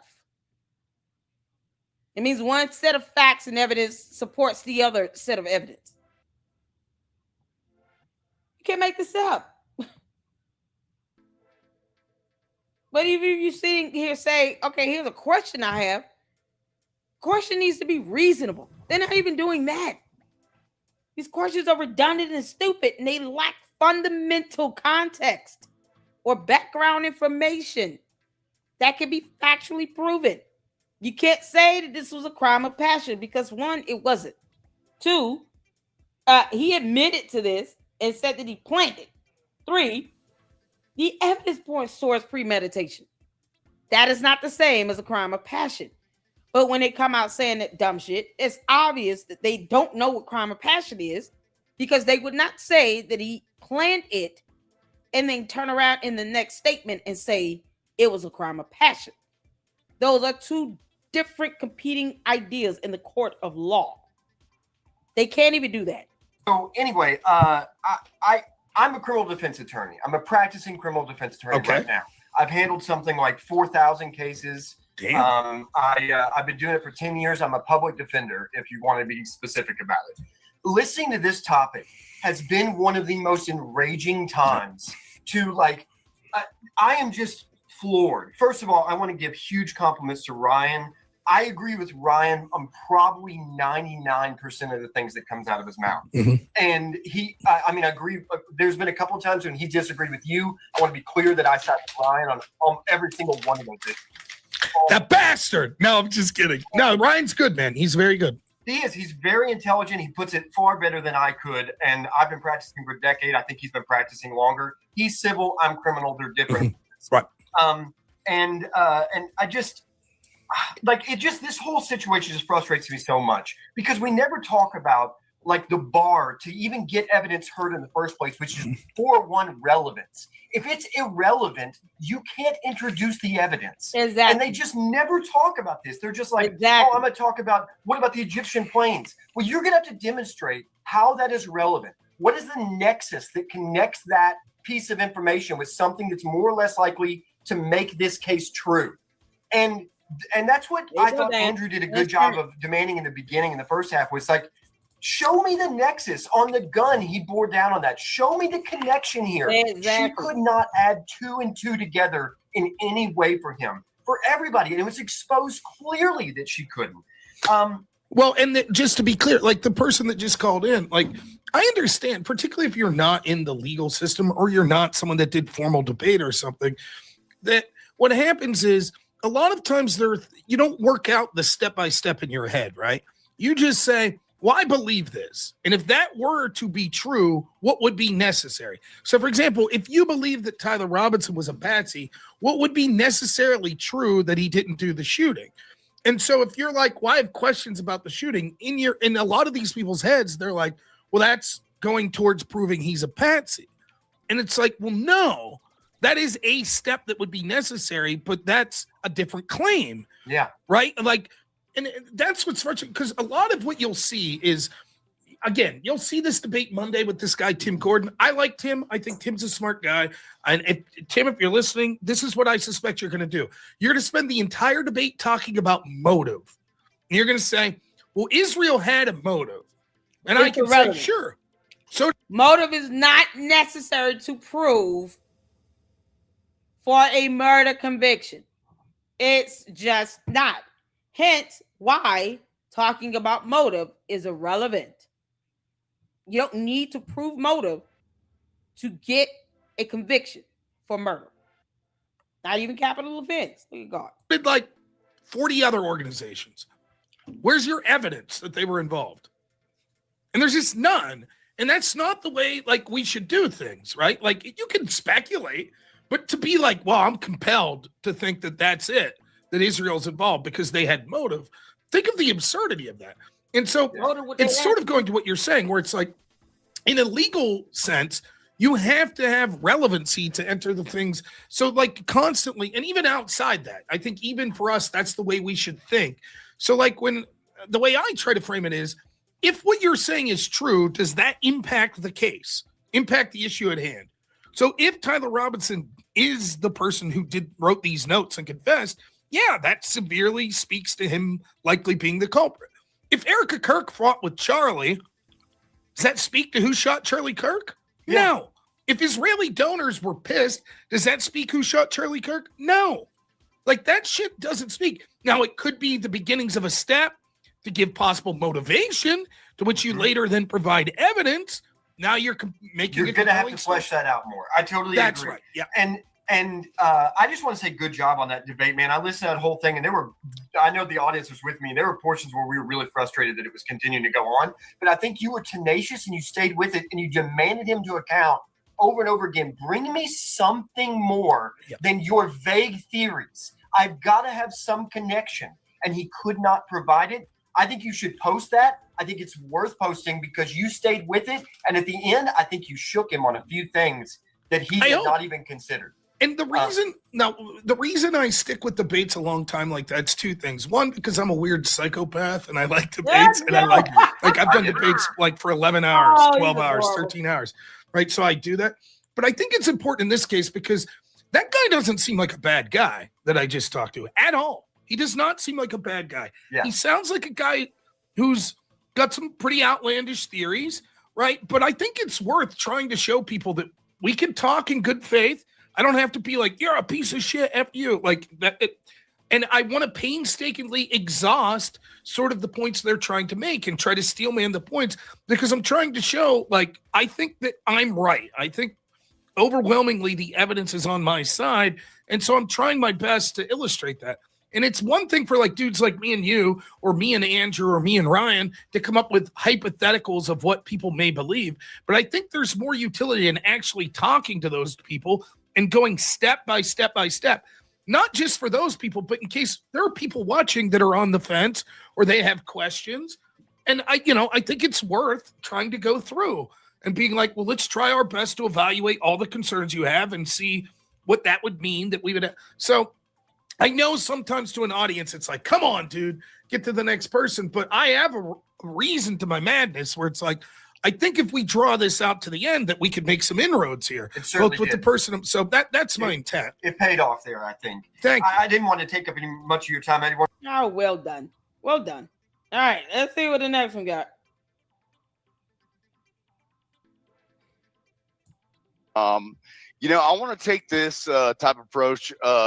Shout out to the last caller. You had a kind of coherent, cogent type of talk with him. And but is that going to kind of even in his expertise, is that going to reach people? These people are Reach people. emotional, right? They're not technical, and all these things. So I want to talk about, like, let's go emotion. All right, let's play the game. Rob, how many women have contested your argument? Quite a few, I think. Or you mean contested? Wait. Let me contested the argument's different than disagreed with me. So I would think the majority of people disagreeing with me are women, but almost none of them have dispensed anything of my argument. They'll just say you're fat, shut up, your channel should get banned, but they haven't really dealt with the argument. Well, it's so funny how they think about free speech and First Amendment rights when it comes to Candice, dumbass. Anyone else that does not agree with them, then your channel should be shut down because you don't agree. We don't have to. Fuck you think this is? This is not a dictatorship. We don't have to agree. But they silence everyone else that does not agree with them. These dumbass bots. Because you can't make this stuff up. No, I don't think you should have a channel then. Because I don't have to agree with you and I owe you nothing. You don't pay my bills. Oh, no. Y'all, how long they been shadow banning me over here? Just in case y'all didn't know, Candice's dumb demon's been shadow banning me for months. But this is how they act when you disagree with them. They're like you're indebted to that. We're not in your dumb coat. I don't owe you nothing. I don't Candice nothing either, and she knows it. But they would do that. They try to go after people and try to take down their channels because you don't agree with them. We don't have to. That's the beauty. Listen, it's the beauty of having a difference in mindset. But they don't even care about disagreement or the art of disagreement. No, they they just shut down the channel then because you don't agree with us. Man, kick rocks. Go ass on. Yes, exactly. But what I'm saying, how many have called in to contest? I don't know any. Exactly. There's been a lot of guys. Exactly. That's my point, right? So you got all these wine moms that are in your chats. We see them. I mean, it's obvious, right? They could be bots. Okay, they could be Raja from India. I don't know. You don't know. But they're portraying as women. But like the conclusion is that a lot of women are really dedicated to this subject, right? But why aren't they calling in and contesting your argument, right? So then we got a bunch of, men that step up and try to be big and bold, even though they're cucks for conspiracy, right? And that's the problem that I have. You got these cucks that come in, they try to further the argument of the women, right? And I want to talk to the chat. Your chat is smart. I'm part of your chat. I'm part of NOR, and but I want to talk to the candies, right? I want to hear from one who is like complete opposite of that. Y'all, we're not gonna be too much longer. We're gonna end it out with some Ani. A crouch to keep from being seen. Okay. And he crawls across the roof in an awkward position because the gun's down his pants leg. Okay. He's not doing some military crawl or trained by law enforcement. He's just awkwardly crawling. And then she says that he gives some signal, which I can only interpret as the flash that you see. And I believe that is him pulling the rifle out of his pants leg and the sun is gleaming off of the scope. Then he crawls onto the corner and she says he folds something out. That is him spreading the towel out. So he goes into the prone position on the towel to take the shot. Then he gets up with the towel and leaves the building. Everybody says the black towel, they see it, but they don't mention it beforehand, that's what's wrapped around the gun and that's what he spreads out on the roof. I don't think the screwdriver comes into play except for that probably he was going to use it to take the gun apart afterwards. But then he left the screwdriver and left with it in one piece. It could be. I mean, isn't there time for him? Because we never see him take this. I don't know. Just go crazy. You could. However, I don't think it's this time.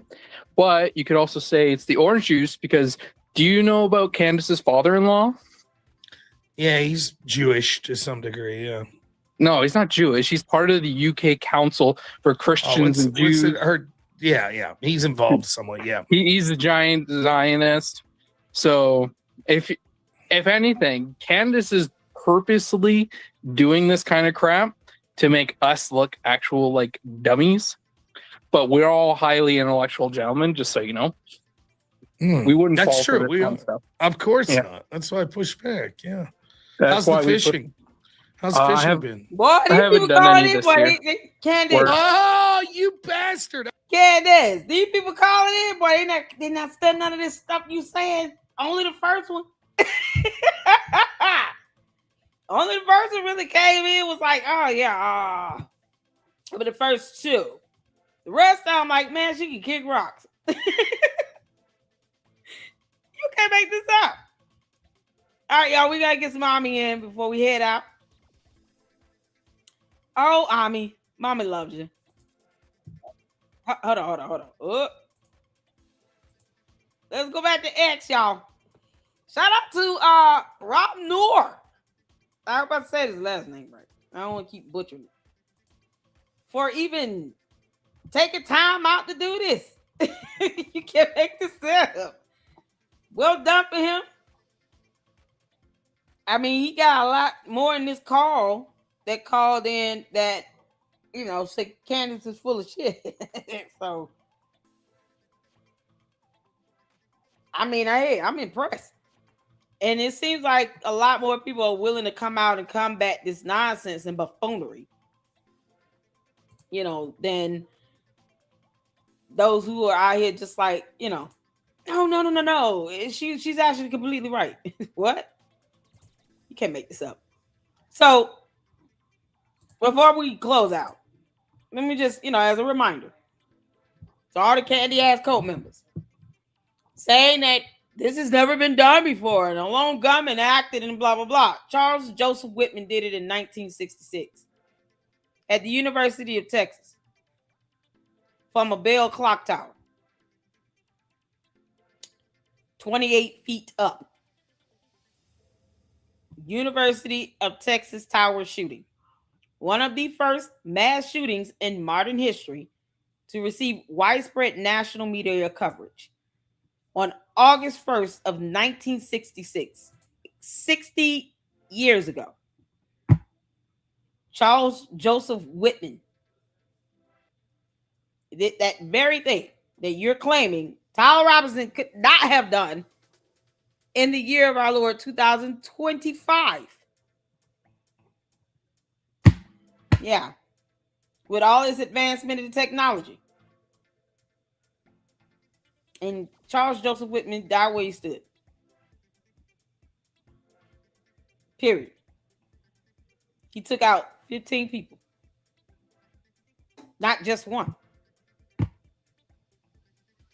But the fact that he did it 28 feet up from this bell tower, the building's clock tower, 28 floors, and hit 46 people for 96 minutes. And you clowns say Tyler Robinson could not have done it. What you mean? Charles Joseph Whitman did it first. By himself. And unalived his wife and mother before he even went to the campus to spare them the embarrassment of this news. Unalived his own mother and wife so that they would not know that he was going to do this. and he planned it. And he died where he stood. Can't make this up. You're saying it's impossible for someone to be a lone gunman and take out one person when he did it 60 years ago and took out 15 people. Because this happened in history. We're not going to your alternate reality for your dumb bullshit. We're not in the mood. Saying that that's impossible is you eradicating history where this has been done 60 years ago. And he didn't have no advanced weapons and advanced technology. That DNA was not even, a thing in 1966. DNA testing. No, and he died where he stood. They took him out right then and there. So the conspiracy theories are stupid. And the idea that that's impossible is moronic. And it is proof that you're not reading. Shout out to Ami, y'all. Ami. We're going to end it out on this. JP6, how you doing, honey? Child, all these fake ass Las Vegas shooters. Shout out to Dan. There you go. He did it by himself. You have so many lone gunmen throughout history that carried out mass shootings and took out multiple people.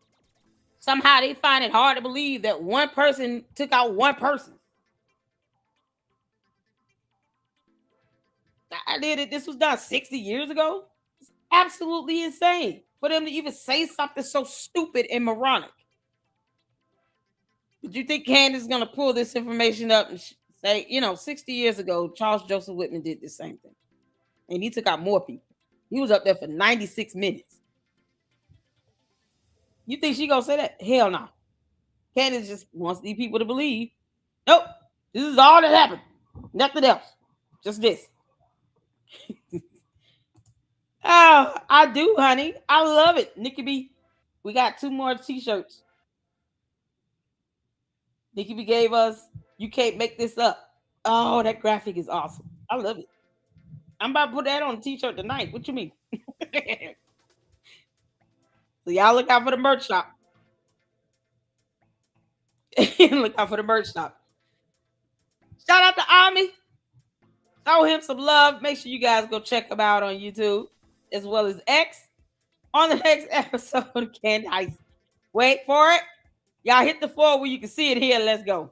All right, you guys, be sure to tune in on today's live stream. Today's episode is going to be absolutely explosive. Okay, it's going to be unbelievable. We're going to be uncovering new details about Erica Kirk, as well as the supposed footage of Tyler Robinson, which we're going to find out was actually completely lies, total lies by Turning Point USA. So be sure to tune in today at 4 p.m.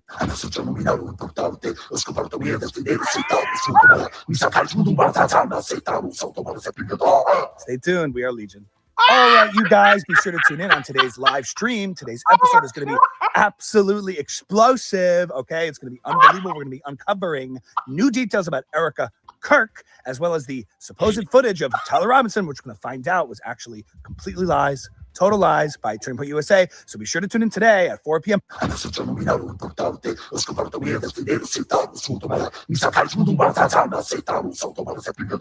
Stay tuned. All right, you guys, be sure to tune in on today's live stream. Today's episode. He's speaking Latin.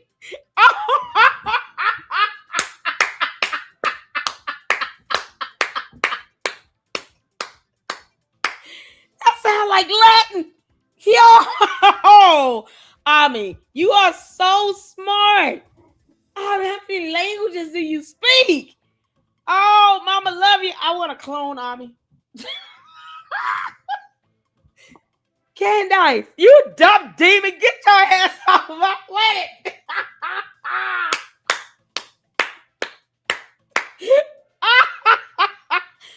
Your Ami broke out in Latin. Did y'all hear that?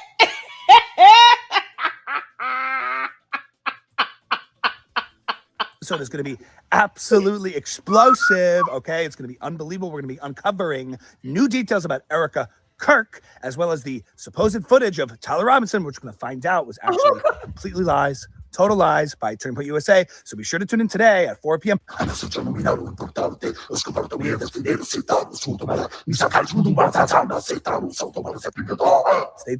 Legion. All right, you guys, be sure to tune in on today's live. You can't tell me Candice is not the spawn of Satan and Chucky. You got George Farmer out here licking ice cream cones with Tyler Robinson. Candice out here the spawn of Satan and the seed of Chucky at the same time. Crawling out of Lucifer's toilet. You can't make this up. Candice, take your fucking gay husband and get the hell off of our planet.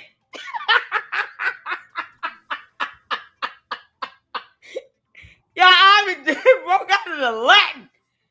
Oh my goodness. I know, right? Reminds me of Little Nicky with Adam Sandler. Y'all, you can't make this up. You said there's another one? Oh my God. Hold on. I only see one. What the other one? Candice, you dumb demon. Oh, here we go. 5, actually. This was a minute. This is a minute 42. Candace Owens in first grade math class. Y'all know she don't know the difference between the letter N and the number 9. Candace, what's 7 times 5? And that's why 2 plus 2 is 4. It's actually 5. Actually, I believe it's 5. No. 2 plus 2 is 5. And why do you think it's 5, Candace? Because I feel that. Because I feel that I know that. No. And the fact that you're getting so defensive about it is very sus. Nothing suspicious about it. You're just wrong. Okay, well then why would you be so defensive about alternative narratives and alternative theories about 2 plus 2? It's not a theory, honey. 2 plus 2 is 4. We don't know that. That could be just what you're shoving down our throats. What they want you to believe, that it's 4 when it's actually 5. But it's not, Candace. 2 plus 2 is 4. That's the reality. I'm sorry, you're not going to control my opinions. You're not going to control my thoughts. You're not going to control what I think. And I have sources in the mathematicalization departments. And there's various ways to look at mathematicalization. And often it's used as a way to control people. And I will not stop until I get to the truth. And I will keep saying 2 plus 2 is 5 until proven otherwise. And the fact that you're so defensive about alternative narrative, the fact that you're so defensive about it is just very sus. Makes me wonder, what else are you hiding? Candace, that's enough. You can't even handle an alternative view, an alternative theory, without trying to shut it down. That 2 plus 2 might be 5. Everyone, please ignore this. It's retarded. You guys, they think we're stupid, okay? This is just further indoctrinatification of the class, okay? So you're saying you honestly think 2 plus 2 is 5? I never said that. Actually, I never said that. It didn't come out of my mouth. What? I did say it's a possibility and it needs to be explored. The fact that you're so 100% certain of that equation, okay, that's the mathematicalization that we all need to accept. That's the only narrative we have to accept. It's very sus. Okay. Candace, I think we need to get you a math tutor, okay? English too. Why? Y'all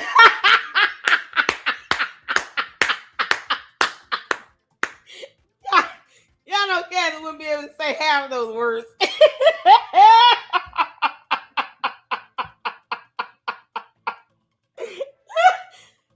Sweet Jesus.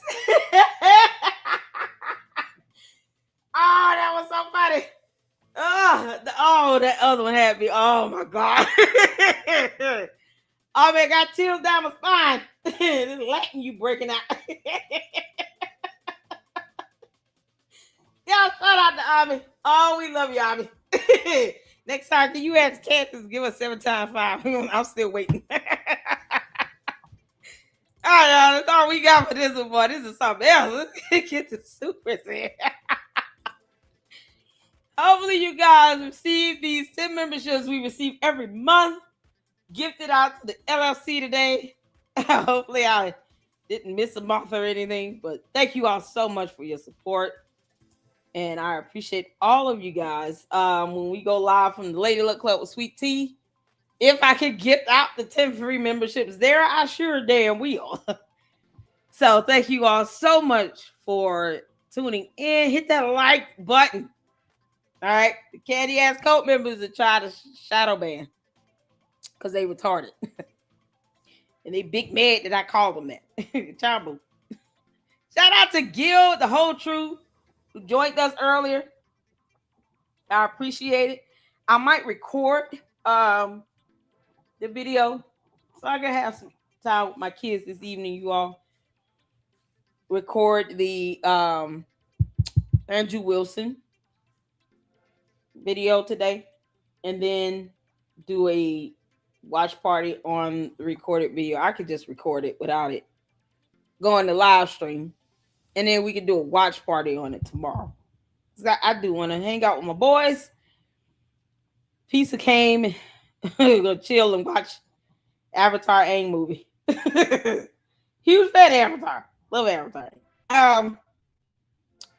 So if you guys are okay with that, then yeah, I'm gonna chill and watch the movie with the kids. I will pre-screen or pre-record the video of Andrew Wilson that's coming in 20 minutes. You also get ready for that. It go from there. March on with the 1,000 jewels. March on, you are amazing. Thank you so much, dear heart. Absolutely fantastic. I appreciate all of the support here in the Lady Luck Club. You guys are awesome. Thank you all so much for your prayers and everything, for the support. Check out the merch store. I think Juju ordered a shirt. So please order a shirt or a mug. Oh man. With all of your favorite designs and logos on it. All of that supports the channel and definitely appreciate it. And it gets to showcase you all's designs and artwork. We got 2 new t-shirts I'm going to be creating as well. Shout out to Nikki B for the Mala logo, as well as You Can't Make This Up. Plus, shout out to Kogo. We got a new design for the Blueface Kashan Rock saga. That's going to be a thumbnail as well. I appreciate you all. Thank you all so much for your love and support. I appreciate it. Let's see. I'm going to catch up on my emails too. I see you guys saying check out the emails. I am. All right. Shout out to Nick Brooks. Make sure you guys go check him out and support him. Gil, The Whole Truth. 2 fantastic attorneys that have been covering Tyler Robinson as well as Candace's lawsuits. So please go check it out. Shout out to you, Marcho, for the $10 super. This is fantastic. It's great that you have an attorney to help understand the legal situations. I wish that there was a legal way to stuff a bunch of socks, you know, where she's hot. Oh, man. Candace, you can kiss our ass. Thank you, Marcho, for the $10 super. Shout out to you, Tina Marie. Shout out to the Mars of the LLC for gifting the LLC membership. If you got a membership, make sure you show some love for Tina. Thank you, Francisca, for Information Man Show's YouTube channel link, which is here. Please go show him some love and support over there. Information Man Show, fantastic content creator as well. Very thorough in his information and his research. So go check him out. And Mindy has been a member for 7 months. LLC, did you get Avera's email to collab with Rob? Oh, I saw the last post. I didn't get an email. Where is it? I got to check up on my emails. I saw the DM, but I didn't see an email. I did not see an email. Okay. I'll check the message over on X, the DMs, okay? Yeah. Because I was waiting on him to respond. I'm also waiting on Mr. Exclusive. So thank you so much, Mindy. I appreciate it. Y'all, Mindy does a fantastic job of setting up our collabs. Fantastic job. And I appreciate it. I want you to know I appreciate you, Mindy. Thank you so much for all that you do with helping us in the LLC to get these collabs going. I appreciate it. I really, really do. Y'all have the best mods on YouTube. Thank you so much, Juju, for that membership. Shout out to Mindy for gifting 5 and then another 5 LLC memberships. Y'all make sure you all show some love to these mods gifting these memberships. You guys are amazing. I appreciate it. Thank you, Nikki B, for the 5. Check your email. I said can't make this up thumbnail. We got it. That's about to be a t-shirt, y'all. Thank you, Nikki B, for the 5. Check the next one I just emailed. Let's see. Did I miss one? Oh, something fun. Bye, Felicia. Oh, Nikki, I love it. Yo, we got Bob Felicia. You can't make this up. Oh, I'm so here for this. I am so here for this. Yes. Oh, man. Oh, this is awesome. I love the graphics. Yeah, it looks like the Spider-Man comic graphic. This is awesome. I'm a huge fan of it. See, you didn't even know that, did you? Huge fan of these comic book graphics. I love it. Y'all see I'm God. Big nerd. About to watch Avatar hating a movie with my kids. It's animated. Oh man. I wish they would bring that cartoon back. Thank you so much, Nikki B. And I will be applying for the model logo to be copyrighted. And Gil has offered his assistance in ensuring, that we get that done the right way, as well as assistance on, because I did tell him I wanted to have the Lady Luck Club incorporated as an LLC. So he said that he would be happy to assist with that, and I would love for him to be registered agent for it. Yes. Thank you so much, Francisca, for being a member for 12 months. Check emails. I sure will. I appreciate you all. Stand on top of me with that. I sure will. Thank you all so much. I appreciate you guys. Listen. Let's see. I sent you a picture. Oh, thank you. I appreciate it. We need to figure out how to set her up for YouTube. That's it. Avatar: The Last Airbender is awesome. Is it, XFR? I haven't seen it yet. I gotta watch it. Me and my kids gonna watch it tonight. Mama Sage's birthday yesterday. Oh yeah, birthday song. Let's get it. We gonna end it on that. Y'all know how we do. Mama Sage, I didn't know it was your birthday yesterday. I'm sorry. I went live in a car, but I was supposed to go live again last night, and I was exhausted, you all. So we here at it. Oh, we got the. Oh yeah. Y'all ready? We are going to show some love to Mama Sage. Happy birthday, Mama Sage. Y'all wish her the best. Happy birthday. You ready? We in and out on this, you all. Hit that like button on the way out. Thank y'all so much for tuning in. And check out Andrew Wilson if you can. I will be recording that, and then we'll do a watch party on it tomorrow. All right? Y'all be good. Happy birthday, Mama Sage. Let's get to it. Hey. Hey, y'all here.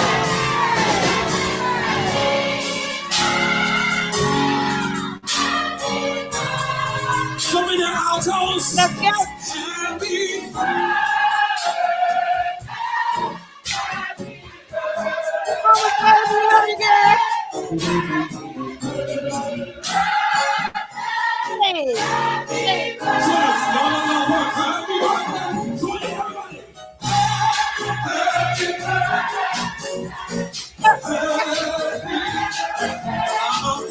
Sage.